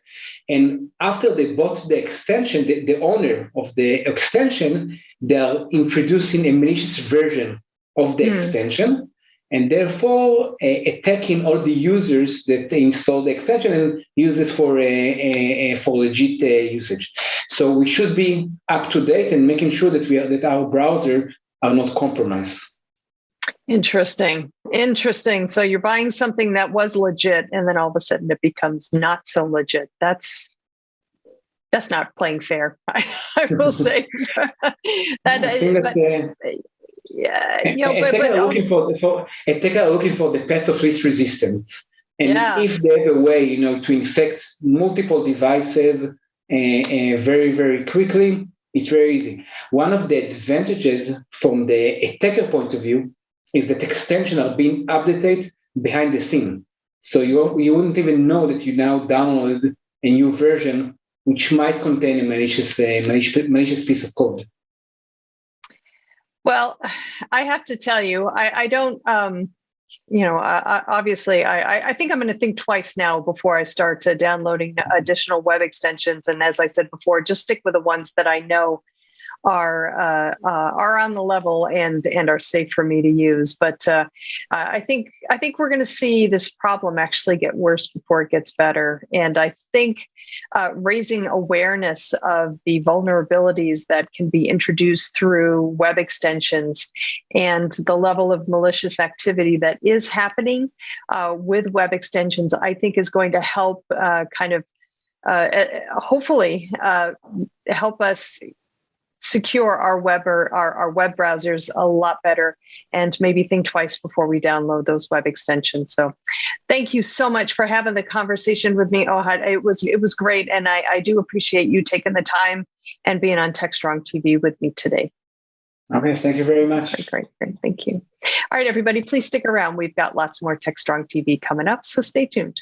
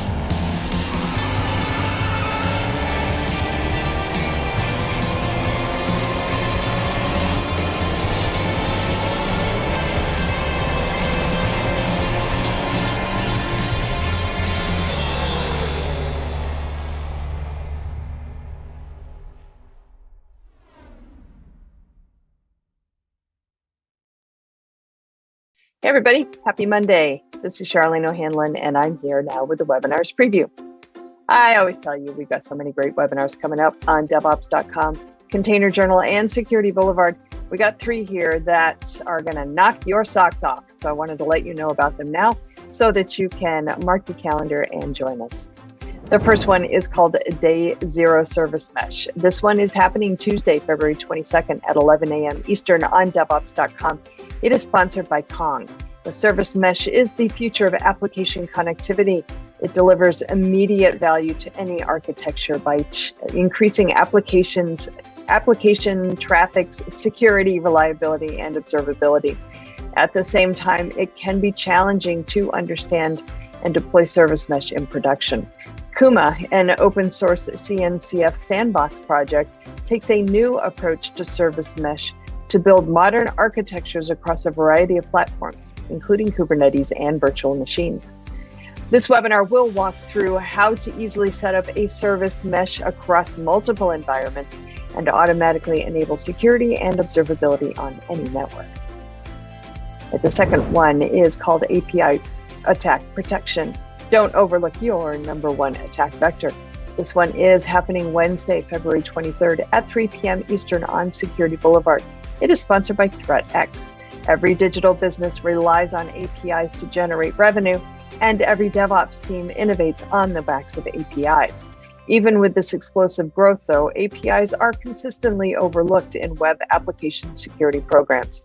This webinar will cover the varied types of attack methods used against the APIs and introduce an attack-centric approach to API and web application security that provides full visibility into API and web application traffic to identify and block bad behaviors to protect exposed vulnerabilities before damage can be done.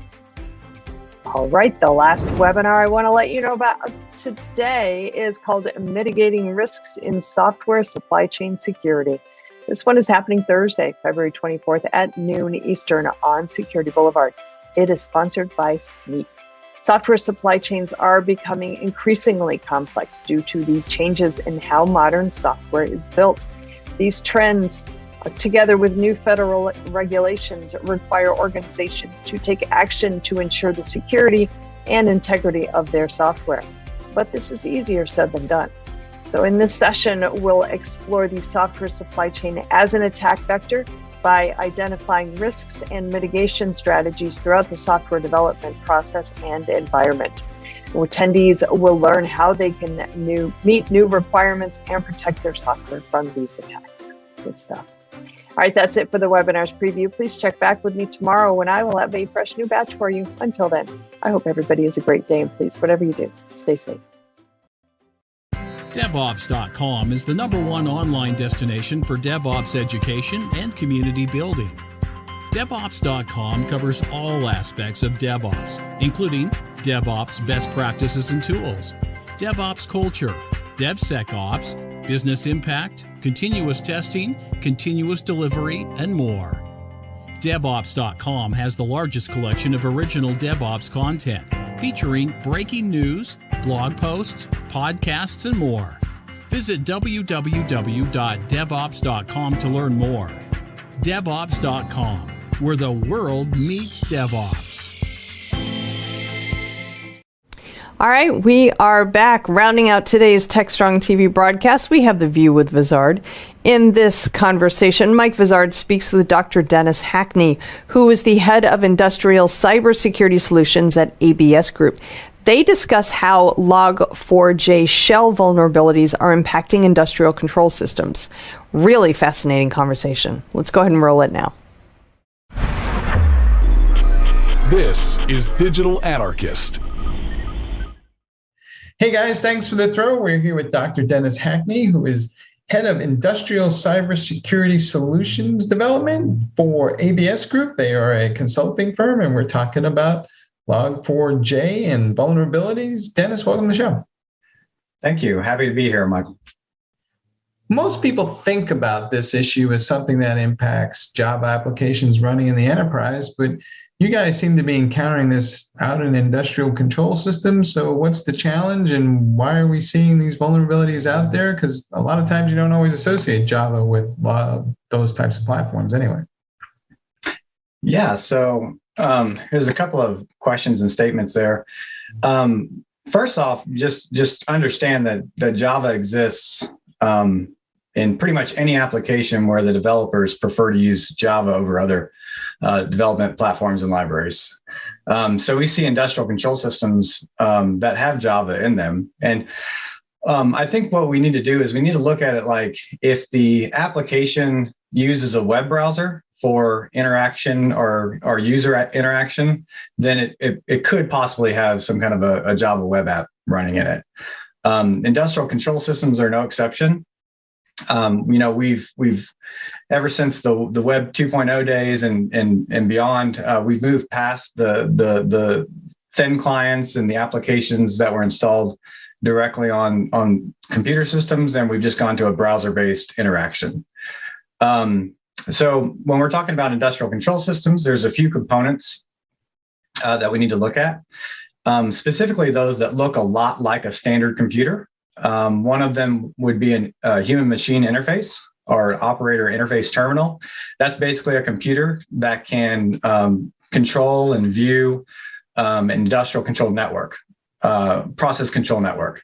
Now that computer is something that an operator sits at or stands next to. It could be in a console, and it has a screen it could have a depiction of pipes and valves and all kinds of stuff on it. And it looks like it's made for purpose device, but at the same time, it's probably running Windows or Linux in the background, and it could have a Java app. Another type of device is an engineering workstation, almost exactly the same, but it has a lot more permissions, and you can actually modify the actual process or the industrial control configuration with it. Now, all of that kind of rolls up to some kind of a supervisory control or distributed control system, which uses computers and which has brought us into the modern age with industrial control networks. Those supervisory control systems typically are designed so that I can work from a remote operation center or an operations center and operate my equipment that's everywhere, located everywhere. Think about something that could be like hydroelectric or power production or anything like that from a control room. Getting a little bit more back into the Log4j aspects of it, that goes back into the development of the actual application. And so developing applications for the SCADA, just like I had mentioned, DCS, distributed control systems, and so on, really falls back on the engineers and developers' preference.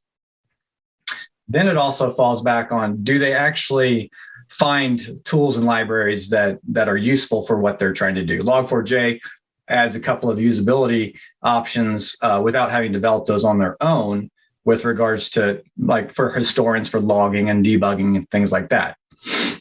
We'll probably talk about that a little bit later. But when those developers are actually building those process control systems or industrial control systems, a lot of time I refer to them as process control systems because it's a big process. They're looking at developing that process. Some of these control systems can have up to 30,000 different controls. So think about developing 30,000 different controls and programming that into a control system. And each control could be like an on and off switch. It's like taking 30,000 relays and trying to map them all back to something, right? They're not focusing on how to develop a log or a debugging application. So if they find that library available, they're like, well, I can use this. I'm just going to include it in my system just like everything else. And I would say on the process control side, what we're seeing, especially after the release of Log4j, and then all the big OEMs and original equipment manufacturers and vendors coming on board and releasing the vulnerability in their systems publicly, we're seeing it's still pretty much about the same as web applications on the IT side. 25 to 30% of these applications are vulnerable to this specific Log4j vulnerability. How hard is it to find these vulnerabilities? When I talk to people, they seem to be spending a lot more time looking for the vulnerability than they do fixing it. So what makes it so hard to find? I think the most difficult thing about it is knowing where to look. So let's talk specifically about an industrial control system. I'm going to keep this in my wheelhouse. So we know that, what we've heard and what we've seen is that as soon as the vulnerability was released publicly, December 9th, there was a huge uptick in scans, whether it's nefarious or not. There's a huge uptick in scans on the web for this vulnerability. Because let's face it, the vulnerability is exposed through HTTP or HTTPS through a web console. Like you can access it that way. But on an industrial control system in that environment, sometimes we call it operational technology because that's kind of parallel with IT. In that environment, we don't even know if it exists because we're not always looking at that environment the same way we look at something connected to the internet. Additionally, in some things that I've mentioned before elsewhere, scanning in that environment is a very sensitive topic. So if I'm going to perform a scan in that environment, that scanning tool or technique has to be thoroughly tested in a representative environment in a lab to make sure that I don't interfere with the process. These days, and a lot of people don't realize this, cutting an Ethernet cable in a process control environment could be the same as cutting a power cable. It could essentially, when you break that communication, it could essentially shut something off, or depending on how it's programmed, it can make an engine overrun, or it can open and close valves. It can do all kinds of strange things, just because those protocols that are used in communication are so sensitive. But then there's also the process operational aspect of it, where I have a standard thing that I do. Let's say I'm a SCADA tech or I'm an operational person. I do this day in and day out. I follow a procedure. I make sure people are safe. I go home safely. I don't destroy the environment, cause a catastrophe, or destroy equipment, and still produce whatever I'm producing. And you're asking me to do something that I'm not used to doing. I need to have a quality process built into it. It needs to follow my management of change. It also needs to be approved by, in triplicate, and it takes an act of Congress just to do that internally in the organization. A lot of red tape, a lot of procedural things, just to make sure that essentially, let's say it's a power grid, people don't lose their power. Do you think that the OT teams, operational technology teams, are up to this cybersecurity challenge? Do they have the expertise? Because a lot of times we've heard historically that they don't, and that maybe some of this conversation is driving a convergence of the IT teams and the operational teams that's been going on for some time, or are they still very distinct? The majority of them don't. And it's not to say that they're not good at and very good at what they do. But there's two parts of those teams that, in my experience and what I see most often, is still reading message boards and everything else. Two parts of those teams that are still trying to figure out how to work together.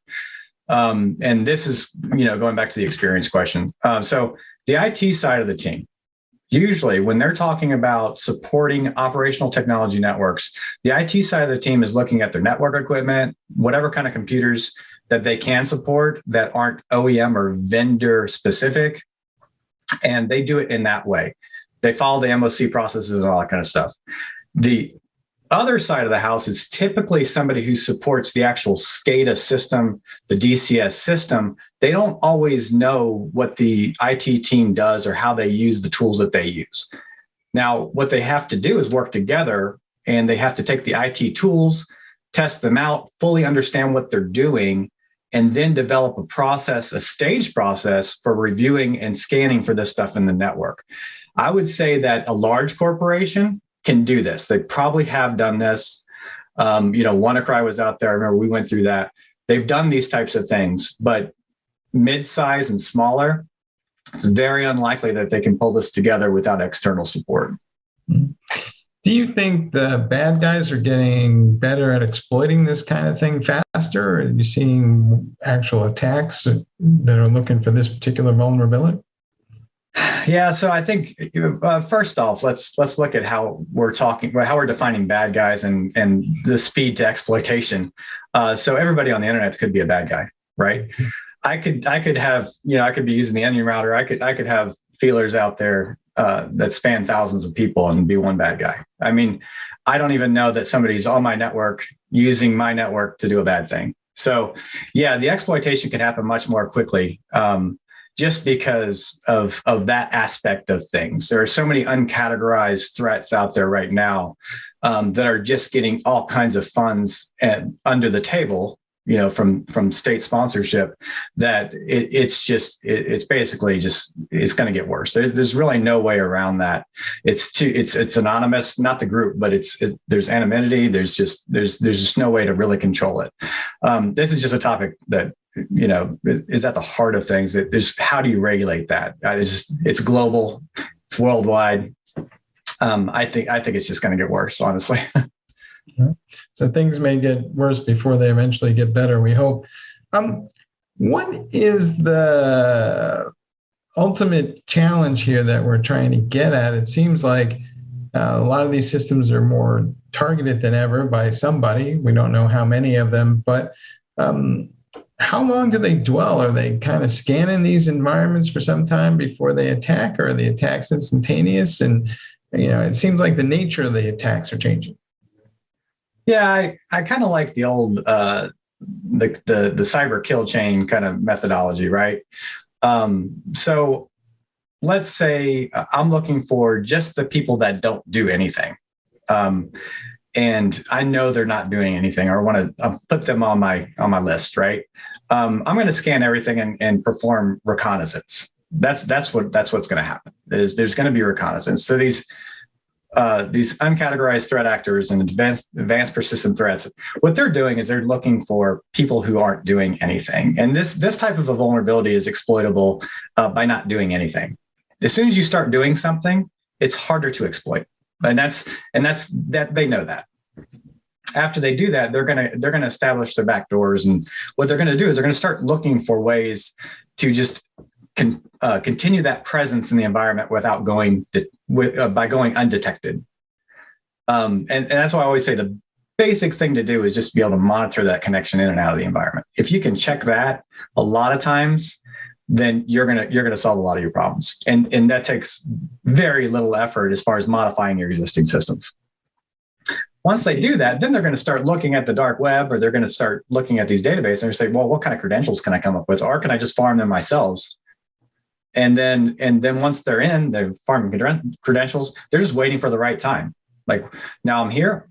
Let's say I've got 100 different power supply stations. I'm ready to go. When do I need to do that? And then they just go back and go to the next thing. Okay, over here, I've got water treatment. Over there, I've got, oil production, whatever. So that is basically the mentality there. If they have 1,000 on their list and all of a sudden they get shut out of one of them, they still have 999. Maybe they'll look for more. We hear a lot about cyber espionage these days. Are these attacks nation states, or are they cyber criminals who are just trying to do your classic kind of ransomware attack and hold the company for hostage? Or are we seeing more sophisticated attacks? Well, they're highly sophisticated. So I wouldn't say that we can directly attribute them back to a nation state at all. I think that's the main issue. But what you can do is you can kind of follow the damage. And let's say there's a conflict going on that's public. You see it happening. We're not going to call it terrorism. We're going to say, okay, well, we can attribute that to a state, but they're not getting their point across. Historically, there's a cyber attack that directly follows that shuts it down.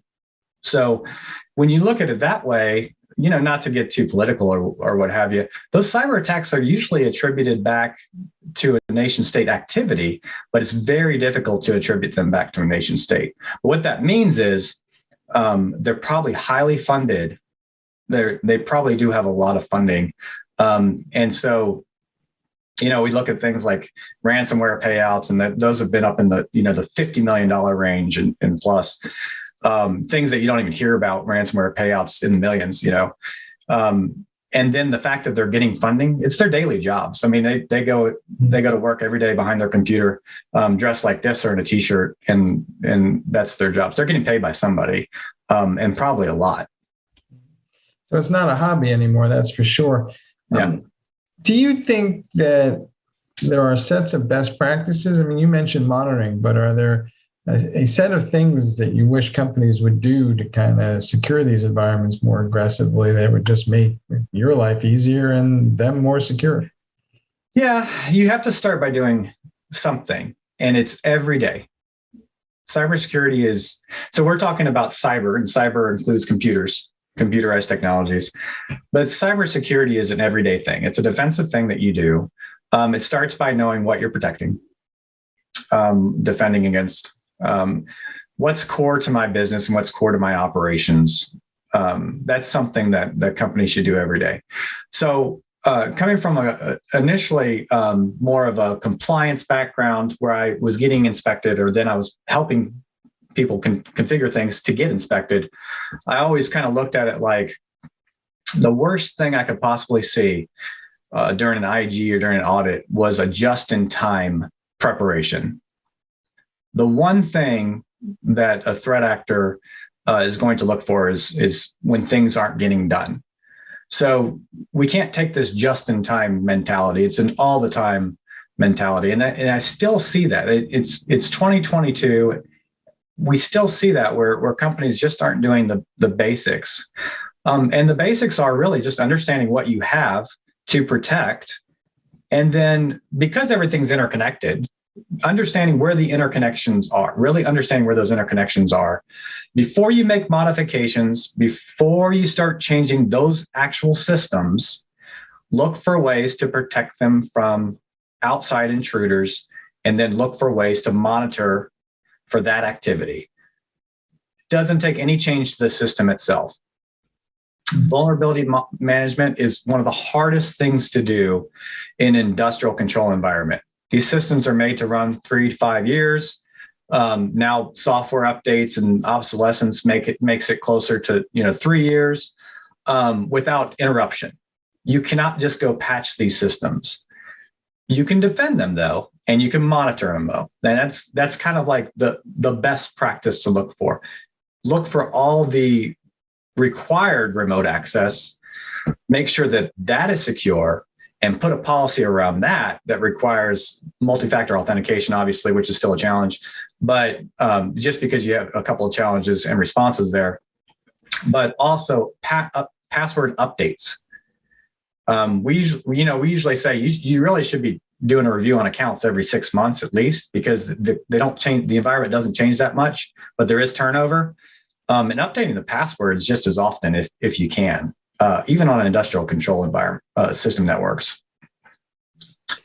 We hear a lot about DevSecOps and other aspects of application development and deployment. Do you think that as a practice needs to be extended out to these systems as well? Because it seems like we're deploying software and then we're trying to update it with patches and trying to keep the whole thing secure on an end-to-end basis. So do we really need to rethink the whole lifecycle? Yeah, but that's an educational thing. So the life cycle that we're talking about is trying to make sure something is fit to operate for let's say 5-year term.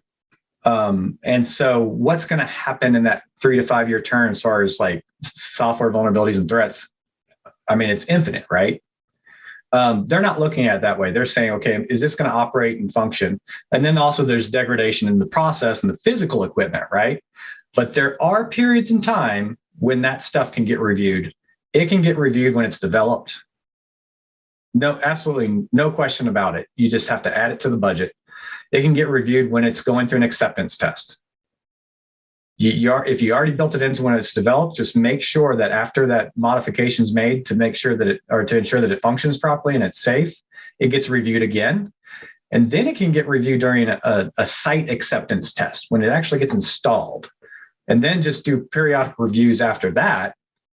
And I've done that before where if that system had a computer, a physical computer or a virtual computer, I would just replicate that system and then do vulnerability scans in a virtual environment, put together a list, and then we'd say, hey, OEM support person or vendor, this is the list of stuff that we need to make sure that you address. And then they would figure out ways to address it. It takes a budget, but that's one way to do it. So yeah, absolutely, it should be integrated. I think when you say that, though, a lot of the people that work in the environment that I work in aren't really going to understand what you're talking about. So we kind of align it to the management of change process and acceptance testing. There you go. All right, folks, you heard it here first. Don't overlook those industrial control systems out there. There's lots of potential vulnerabilities, and Log4j may only be the one that we know about right now. Hey, Dennis, thanks for being on the show. Thank you for having me. All right. Back to you guys in the studio.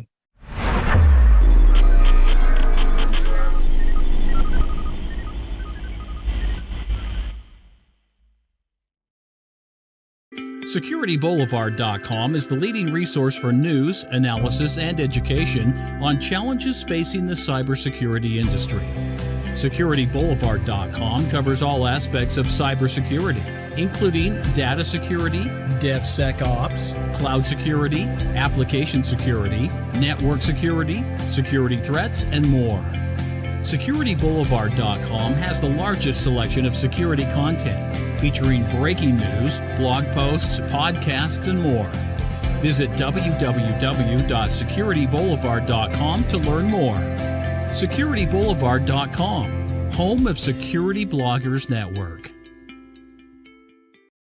All right, that rounds out today's Techstrong TV broadcast. Hope you enjoyed today's conversations. As always, just a couple things I want to remind you about before we close out today's show. We've got some great events coming up, both virtual and on-site, on-premise, live, in-person events. We've got coming up very, very quickly this week, as a matter of fact, the IBM Automation Insights virtual event. That one is happening February 23rd. So definitely, if automation is your bag, want to check that one out. After that, we have on March 1st, we have the Sneak Know Your Code Open Source and Supply Chain Summit.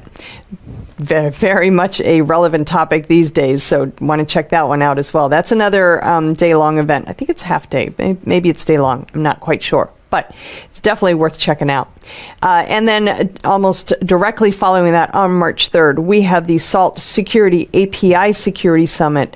I got to tell you, so many great security shows that we've got going on. You definitely want to check out all three of those because there's going to be something in there for you. I can guarantee you.